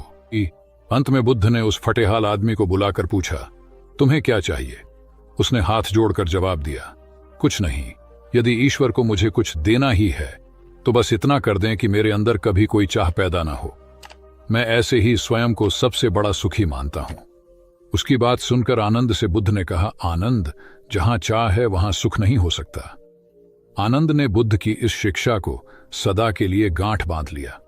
सार यह है कि लालसा से लोभ बढ़ता है, जो असंतोष का जनक होता है। यदि सही अर्थों में सुख पाना है तो किसी लालसा की बजाय उपलब्ध स्थितियों में संतुष्ट रहना चाहिए। गौतम बुद्ध ने बहुत से अज्ञानी लोगों को सम्यक दृष्टि प्रदान की थी। तब को बात है, कौसाम्बी में एक ब्रह्मचारी रहता था।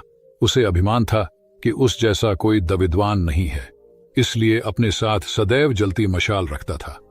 गौतम बुद्ध ने देखा तो उससे पूछा, अरे, ये मशाल लिए क्यों घूमते हो? ब्रह्मचारी ने उत्तर दिया, सभी प्राणी अंधकार और अज्ञान में पथभ्रष्ट हैं, उन्हें रास्ता दिखाने के लिए मशाल लिए घूमता हूं। तथागत ने पूछा, क्या तुम्हें 4 प्रकार की विद्याओं, शब्द विद्या, नक्षत्र विद्या, राज विद्या व युद्ध विद्या का पूर्ण ज्ञान है? ब्रह्मचारी ने अपनी अनभिज्ञता प्रकट करते हुए मशाल फेंक कर तथागत के चरणों में मस्तक झुका दिया। उसका ज्ञान गर्व चूर हो गया। जो दूसरों को मूर्ख समझकर उनसे घृणा करता है, वो उस व्यक्ति की तरह है जो स्वयं अंधा होकर दूसरों को मशाल दिखाता घूमता है। अहंकारी कभी विवेकवान नहीं हो सकता और बिना विवेक के सत असत का ज्ञान नहीं हो सकता। अंततः ऐसे विवेकांत व्यक्ति को जीवन में कोई उपलब्धि प्राप्त नहीं होती, हताशा ही हाथ लगती है। काशाय वस्त्र पहन लिए। उसने सुना, आप एकाहारी हो गए हैं, वह भी एकाहारी हो गई। आपने उत्तम पलंग पर सोना त्याग दिया है तो इसने भी त्याग दिया। आपने माला का त्याग किया, गंध का त्याग किया तो इसने भी वह सब त्याग दिया। मायके वाले इसे संदेश भेजते हैं, वे इसे ले जाना चाहते हैं, लेकिन यह यहीं रहती है, इसी कक्ष में। यह गुण की मूर्ति है। राजा स्नेह से अपनी बहू को देखते रहे। अचानक तथागत उठे, उस कक्ष से बाहर चले गए। शाक्य मुनि ने शिष्यों को शांत रहने को कहा था, लेकिन वे स्वयं उस कक्ष से बाहर चले गए। मैं हमेशा सोचता हूं, उस पल क्या हुआ होगा, उनके मन के भीतर कैसे कैसे विचार उठते होंगे। क्या संबोधि एक लघु क्षण होता है या दीर्घ क्षण? क्या संबोधि एक अनंत अभ्यास है? क्या संयम उसका गरुड़यान है? धम्मपद का 13वां श्लोक बार बार याद आता है, यथागारम दुछेन बुट्टी समति विभजति एवं अभावितम चित्तम राघो समति विभजति। घर की छत मजबूत ना हो, सही तरह से उसे घास फूस से ढका ना गया हो, तो बरसात के दिनों में उसमें से पानी रिसता है, घर भर में फैल जाता है। उसी तरह ध्यान और एकाग्रता हमारे व्यक्तित्व की छत है। एक दिन एक व्यक्ति बुद्ध के पास पहुंचा। वह बहुत अधिक तनाव में था। अनेक प्रश्न उसके दिमाग में घूम घूम कर उसे परेशान कर रहे थे, जैसे आत्मा क्या है, आदमी मृत्यु के बाद कहां जाता है, सृष्टि का निर्माता कौन है, स्वर्ग नरक की अवधारणा कहां तक सच है और ईश्वर है या नहीं। उसे इन प्रश्नों के उत्तर नहीं मिल रहे थे। जब वह बुद्ध के पास पहुंचा तो उसने देखा कि बुद्ध को कई लोग घेर कर बैठे हैं। बुद्ध उन सभी के प्रश्नों व जिज्ञासाओं का समाधान अत्यंत सहज भाव से कर रहे हैं। काफी देर तक यह क्रम चलता रहा, किंतु बुद्ध धैर्यपूर्वक हर एक को संतुष्ट करते रहे। बेचारा व्यक्ति वहां का हाल देखकर परेशान हो गया। उसने सोचा कि इन्हें दुनियादारी के मामलों में पड़ने से क्या लाभ, अपना भगवत भजन करें और बुनियादी समस्याओं से ग्रस्त इन लोगों को भगाए। किंतु बुद्ध का व्यवहार देखकर तो ऐसा लग रहा था मानो इन लोगों का दुख उनका अपना दुख है। आखिर उस व्यक्ति ने पूछ ही लिया, महाराज, आपको इन सांसारिक बातों से क्या लेना देना? बुद्ध बोले, मैं ज्ञानी नहीं हूं और इंसान हूं। वैसे भी वह ज्ञान किस काम का जो इतना घमंडी और आत्म केंद्रित हो कि अपने अतिरिक्त दूसरे की चिंता ही ना कर सके। ऐसा ज्ञान तो अज्ञान से भी बुरा है। बुद्ध की बातें सुनकर व्यक्ति को उलझन दूर हो गई। उस दिन से उसकी सोच व आचरण दोनों बदल गए। कथा का सार यह है कि ज्ञान तभी सार्थक होता है जब वह लोक कल्याण में संलग्न हो। महात्मा बुद्ध ने युवक को सत्संग का महत्व समझाया। महात्मा बुद्ध एक गांव में ठहरे हुए थे। वे प्रतिदिन शाम को वहां पर सत्संग करते थे। भक्तों की भीड़ होती थी क्योंकि उनके प्रवचनों से जीवन को सही दिशा बोध प्राप्त होता था। बुद्ध की वाणी में गजब का जादू था। तब बुद्ध ने उसे समझाया, यदि इसी तरह उसे पानी में निरंतर डालते रहोगे तो कुछ ही दिनों में ये छेद फूलकर बंद हो जाएंगे और टोकरी में पानी भर पाओगे। इसी प्रकार जो निरंतर सत्संग करते हैं उनका मन एक दिन अवश्य निर्मल हो जाता है। अवगुणों के छिद्र भरने लगते हैं और गुणों का जल भरने लगता है। युवक ने बुद्ध से अपनी समस्या का समाधान पा लिया। निरंतर सत्संग से दुर्जन भी सज्जन हो जाते हैं, क्योंकि महापुरुषों की पवित्र वाणी उनके मानसिक विकारों को दूर कर उनमें सद्विचारों का आलोक प्रसारित कर देती है। एक आदमी को बुद्ध ने सुझाव दिया कि दूर से पानी लाते हो, क्यों नहीं अपने घर के पास एक कुआं खोद लेते? हमेशा के लिए पानी की समस्या से छुटकारा मिल जाएगा। सलाह मानकर उस आदमी ने कुआं खोदना शुरू किया, लेकिन 7-8 फीट खोदने के बाद उसे पानी तो क्या, गीली मिट्टी का भी चिन्ह नहीं मिला। उसने वह जगह छोड़कर दूसरी जगह खुदाई शुरू की, लेकिन 10 फीट खोदने के बाद भी उसमें पानी नहीं निकला।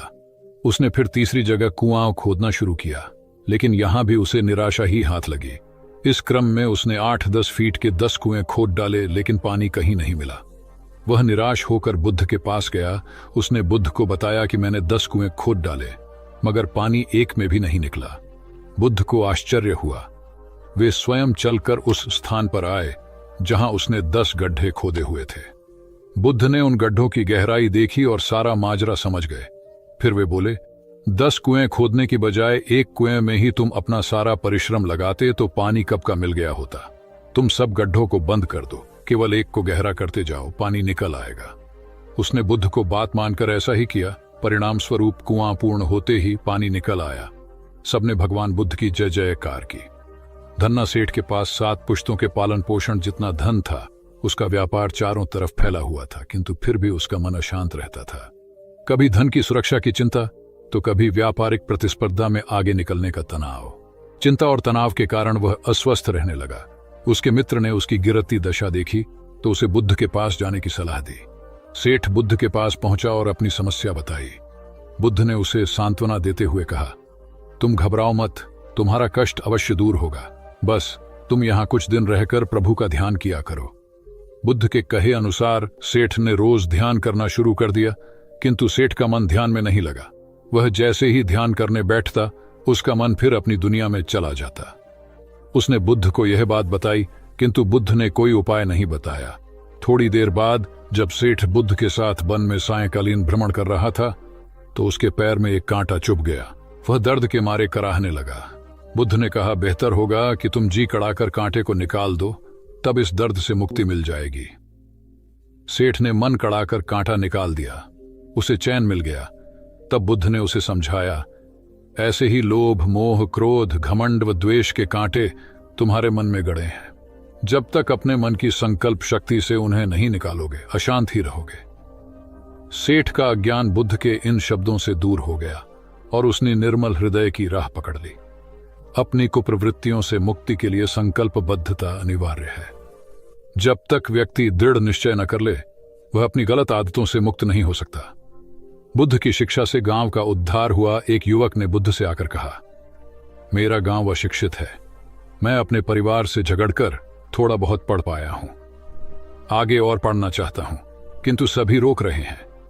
घर के लोग सोचते हैं कि खेती में खूब पैसा है और उसके लिए किसी शिक्षा की आवश्यकता नहीं है। यही सोच गांव वालों की भी है। कृपया आप मेरे गांव चलकर वहां शिक्षा का प्रसार करवाइए। बुद्ध युवक की बात मानकर गांव आ गए। धर्मभीरू ग्रामीणों ने बुद्ध का सत्कार किया और रोज उनके प्रवचन सुनने आने लगे। बुद्ध जब भी शिक्षा का महत्व बताते, ग्रामीण विरोधी मत रखते। एक दिन एक महिला अपने 5 साल के बच्चे के लिए पूछने लगी कि उसे किस उम्र से शिक्षा दिलवाए। तब बुद्ध ने समझाया कि तुम्हें तो 5 वर्ष पूर्व उसकी शिक्षा शुरू कर देनी थी। उसे क्या खाना है, क्या नहीं, कैसे क्या बोलना है आदि बातें शुरू से सिखाओगी, तभी तो वह अपना उचित ख्याल रख सकेगा। बुद्ध की यह बात महिला सहित सभी ग्रामीणों को समझ में आ गई। उन्होंने अपने बच्चों को विद्यालय भेजना शुरू किया। यह समय वर्षा का था। युवक ने लोगों को जल संग्रहण की तकनीक बताई। अधिकांश ने उपहास किया, किंतु युवक अपना काम करता रहा। बुद्ध का सहयोग प्राप्त था, इसलिए किसी ने उसका खुलकर विरोध नहीं किया। जब गर्मी में भीषण जल संकट के कारण फसलें सूखने लगीं, तो युवक ने कुएं खुदवाए, जिनमें जल संग्रहण की तकनीक के कारण खूब पानी निकला। ग्रामीण अब शिक्षा का महत्व समझ चुके थे। धीरे धीरे संपूर्ण गांव शिक्षित हो गया। ज्ञान हर उम्र में अर्जित किया जा सकता है। यही ज्ञान हमें जीवन में आने वाली समस्याओं के समाधान की राह सुझाता है। एक गांव में 2 भाई रहते थे जो अपनी शैतानियों के लिए कुख्यात थे। उन्हें दूसरों को परेशान करने में बड़ा आनंद आता था। वे हर समय किसी न किसी को परेशान करने में लगे रहते थे। गांव के लोगों के साथ साथ उनके माता पिता भी उनकी ऐसी हरकतों के कारण बहुत दुखी थे। जब गांव का कोई व्यक्ति उनके माता पिता के पास उनकी शिकायत लेकर आता, तो वे दोनों को बहुत समझाते, किंतु दोनों भाइयों के कानों पर जूं तक नहीं रेंगती। एक दिन उनकी मां गांव में आए हुए महात्मा बुद्ध के पास गई और अपने बच्चों में किसी भी तरह ईश्वर का भय भर देने का आग्रह किया, ताकि वे लोग शैतानी से बाज आए। महात्मा बुद्ध ने मां से दोनों को एक एक करके उनके पास भेजने को कहा। मां ने अपने पहले लड़के को महात्मा बुद्ध के पास भेजा। वह जाकर महात्मा बुद्ध के पास बैठ गया। महात्मा बुद्ध ने उससे पूछा, ईश्वर कहाँ है? लड़के की कुछ समझ में नहीं आया और उसने कोई उत्तर नहीं दिया। तब महात्मा बुद्ध ने दोबारा यही सवाल कड़क कर पूछा, तो डर के मारे लड़का वहां से तेजी से भागा और भागते हुए अपने भाई के पास जा पहुंचा तथा बोला, भाई, तुम्हें पता है ईश्वर खो गया है और सब लोग इसके लिए हमें ही जिम्मेदार समझ रहे हैं। छोटा भाई भी इतना बड़ा आरोप सुनकर डर गया और उस दिन से दोनों ने शैतानी करना छोड़ दिया। कथा का सार यह है कि जब सीधे मार्ग से सुधार की राह न मिले, तो टेढ़े मार्ग का सहारा लेना ही सर्वथा उचित है। सेठ ने बुद्ध से जाना सच्चा संपन्न होना। एक सेठ निसंतान था। अपार संपत्ति का मालिक होने के बावजूद सेठ का लोभ बरकरार था। संतान न होने का दुख उसे बहुत था और इस कारण वह न जाने कितने फकीर, बाबा और पंडितों के दर पर माथा टेक चुका था, किंतु नतीजा शून्य रहा। एक बार सेठ के नगर में बुद्ध का आगमन हुआ। सेठ ने उनकी बहुत ख्याति सुनी तो अगले ही दिन उनसे मिलने पहुंचा। बुद्ध को अपनी निसंतानता के विषय में बताया तो उन्होंने सेठ के सिर पर हाथ रखकर हार्दिक आशीर्वाद दिया। संयोग की बात कि कुछ ही समय बाद सेठ को संतान सुख प्राप्त हो गया। वह बुद्ध के प्रति आभार भाव से भर उठा। सोचने लगा कि बुद्ध के प्रति उपकार कैसे जताए। विचार करने के उपरांत उसने एक बक्से में बेशकीमती हीरे जवाहरात रखे और बुद्ध के पास पहुंचा। बुद्ध को प्रणाम निवेदित कर सेठ बोला, महाराज, आपकी कृपा से मुझे संतान का मुख देखने को मिला। मैं आपके लिए कुछ करना चाहता हूं, सो यह तुच्छ भेंट लाया हूं। बुद्ध ने हीरे जवाहरात देखते ही अस्वीकार कर दिए। उन्होंने कहा, मेरे लिए धन व्यर्थ है, इसे तुम ही रखो। जब सेठ अधिक आग्रही हुआ तो बुद्ध बोले, मैं निर्धनों से दान नहीं लेता। आश्चर्यचकित सेठ ने कहा, पर मैं तो निर्धन नहीं हूं, अपार धन संपत्ति मेरे पास है। मेरी तिजोरियां सोने चांदी, गहनों व जवाहरातों से भरी हुई हैं। रात दिन परिश्रम कर मैं इस संपत्ति को दिन दूनी रात चौगुनी कर रहा हूं, फिर मैं निर्धन कैसे हूं? तब बुद्ध ने समझाया, इसका आशय यह है कि तुम अपनी वर्तमान संपत्ति से तृप्त नहीं हो, और अतृप्त व्यक्ति निर्धन ही तो होता है, क्योंकि सच्चा संपन्न तो वह है जो तृप्त हो। बुद्ध की बातों ने सेठ की आंखें खोल दी। संतोष सबसे बड़ा धन और संतोष ही सर्वाधिक धनी होता है। क्योंकि इच्छाओं का अंत निर्लिप्तता की परम सुखमय अवस्था को लाता है। एक बार गौतम बुद्ध से अभय राजकुमार ने प्रश्न किया कि क्या श्रमण गौतम कभी कठोर वचन कहते हैं। उसने सोच रखा था कि नहीं कहने पर वह बताएगा कि एक बार उन्होंने देवदत्त को नरकगामी कहा था, और यदि हां कहे तो उसने पूछा, जा सकता है कि जब आप कठोर शब्दों का प्रयोग करने से स्वयं को रोक नहीं पाते, तब दूसरों को ऐसा उपदेश कैसे देते हैं। बुद्ध ने अभय के प्रश्न का आशय जान लिया। उन्होंने कहा, इसका उत्तर न तो हां में दिया जा सकता है और न नहीं में। अभय की गोद में उस समय एक छोटा बालक था। उसकी ओर इशारा करते हुए बुद्ध ने पूछा, राजकुमार, यदि दाई के अनजाने में यह बालक अपने मुख में कांट का टुकड़ा डाल ले, तब तुम क्या करोगे। मैं उसे निकालने का प्रयास करूंगा। यदि वह आसानी से न निकल सकता हो तो बाएं हाथ से उसका सिर पकड़कर दाहिने हाथ की उंगली को टेढ़ा करके उसे निकालूंगा। यदि खून निकलने लगे तो भी मेरा यही प्रयास रहेगा कि वह कांट का टुकड़ा किसी न किसी तरह बाहर निकल आए। ऐसा क्यों? इसलिए कि भंते इसके प्रति मेरे मन में अनुकंपा है। राजकुमार, ठीक इसी तरह तथागत जिस वचन के बारे में जानते हैं कि यह मिथ्या या अनर्थकारी है और उससे दूसरों के हृदय को ठेस पहुंचती है, तब उसका वे कभी उच्चारण नहीं करते। पर इसी तरह जो वचन उन्हें सत्य और हितकारी प्रतीत होते हैं तथा दूसरों को प्रिय लगते हैं, उनका वे सदैव उच्चारण करते हैं। इसका कारण यही है कि तथागत के मन में सभी प्राणियों के प्रति अनुकंपा है। भगवान बुद्ध देव और मनुष्यों के शास्ता थे, परंतु सबसे पहले वह मनुष्य थे। मनुष्य बढ़कर देवता बनता है, यह प्राचीन मान्यता थी। आज भी हम मनुष्यत्व के ऊपर देवत्व की बात करते हैं, परंतु बुद्ध ने इस क्रम को पलट दिया। उन्होंने कहा, यह जो मनुष्यता है वही देवताओं का सुगति प्राप्त करना कहलाती है। देवता जब सुगति प्राप्त करता है तब वह मनुष्य बनता है। देवताओं में विलास है, राग, द्वेष, ईर्ष्या और मोह भी वहां है। निर्वाण की साधना वहां नहीं हो सकती। इसके लिए देवताओं को मनुष्य बनना पड़ता है। मनुष्यों में ही देव पुरुष का आविर्भाव होता है, जिनको देवता नमस्कार करते हैं। मानवता धर्म का उपदेश देने वाले बुद्ध स्वयं मानवता के जीते जागते रूप थे। यहाँ उनके जीवन से संबंधित कुछ प्रसंग दिए जाते हैं, जिनसे उनके व्यक्तित्व में बैठी हुई गहरी मानवता का दर्शन होता है। भगवान का परिनिर्वाण होने वाला है। रात का पिछला पहर है। भिक्षु उनकी शैया को घेरे बैठे हैं। बुद्ध उन्हें उपदेश दे रहे हैं। कह रहे हैं, भिक्षुओं, बुद्ध धर्म और संघ के विषय में कुछ शंका हो तो पूछ लो। पीछे मलाल मत करना कि भगवान हमारे सामने थे पर हम उनसे कुछ पूछ न सके। कोई शिष्य नहीं बोलता। भगवान 3 बार कहते हैं, पर कोई भिक्षु कुछ पूछने को नहीं उठता। भगवान को शंका होती है कि कहीं वे उनके गौरव का विचार करके पूछने में संकोच तो नहीं कर रहे। इसलिए वह कहते हैं, शायद भिक्षुओं, तुम मेरे गौरव के कारण नहीं पूछ रहे। जैसे मित्र मित्र से पूछता है, वैसे तुम मुझसे पूछो। बुद्ध अपने शिष्यों की समान भूमिका पर आ जाते हैं। उनकी यह विनम्रता मनुष्य धर्म की आदर भूमि है। बुद्ध ने अपने को भिक्षुओं का कल्याण मित्र कहा है, जो उनकी मानवीय सहृदयता और विनम्रता को सूचित करता है। एक दूसरा दृश्य भी उसी समय का है। चंद करमार पुत्र के यहाँ बुद्ध ने अंतिम भोजन किया था। उसके बाद ही उन्हें खून गिरने की कड़ी बीमारी हो गई थी, जो उनके शरीरांत का कारण बनी। बुद्ध को उसके हृदय का बड़ा ध्यान था। भक्त उपासक को यह अफसोस हो सकता था कि उसका भोजन करके ही भगवान का शरीर छूट गया। इसलिए आखिरी सांस लेने से पहले उन्होंने आनंद को आदेश दिया, आनंद, चंद करमार पुत्र की इस चिंता को दूर करना और कहना, आयुष्मान तूने बद्धा लाभ कमाया कि मेरे भोजन को करके तथागत परिनिर्वाण को प्राप्त हुए। जिसके हृदय में अगाध करुणा थी, वह ऐसा क्यों न कहता। उसने अपने पति के द्वारा बुद्ध के चरणों में प्रणाम अर्पित करवाया। भगवान ने उसे आशीर्वाद देते हुए कहा, कोलिय पुत्री सुप्रवास, सुखी हो जाए, चंगी हो जाए। सुखी और चंगी होकर बिना किसी कष्ट के वह पुत्र प्रसव करे। ब्राह्मणों के साथ भी उनकी पूरी सहानुभूति थी, जैसे कि विश्व के सभी प्राणियों के साथ उनकी पूरी सहानुभूति थी। बावरी नामक ब्राह्मण के एक शिष्य ने जब अपने गुरु की ओर से भगवान के चरणों में प्रणाम निवेदन किया, तो भगवान ने आशीर्वाद देते हुए कहा, शिष्यों सहित बावरी ब्राह्मण सुखी हो। माणवक, तुम भी सुखी हो, चिरजीवी हो। बुद्ध के पास छोटा बड़ा जो भी जाता था, वह उससे कहते थे, आओ, तुम्हारा स्वागत है। भगवान अपनी अंतिम यात्रा में पावा और कुशीनारा के बीच जा रहे थे। रास्ते में उन्हें पुक्कुस मल्लपुत्र नामक व्यापारी मिला। उसने उन्हें एक दुशाला भेंट किया, परंतु भगवान उसे अकेले कैसे आड़ते। वह अपने शिष्य आनंद को सम्मानित करना चाहते थे। उन्होंने कहा, पुक्कुस, दुशाले के एक भाग को मुझे ओढ़ा दे, दूसरे को आनंद को। पुक्कुस ने ऐसा ही किया। भूल करने वालों के प्रति भी बुद्ध की अनुकंपा का पार न था।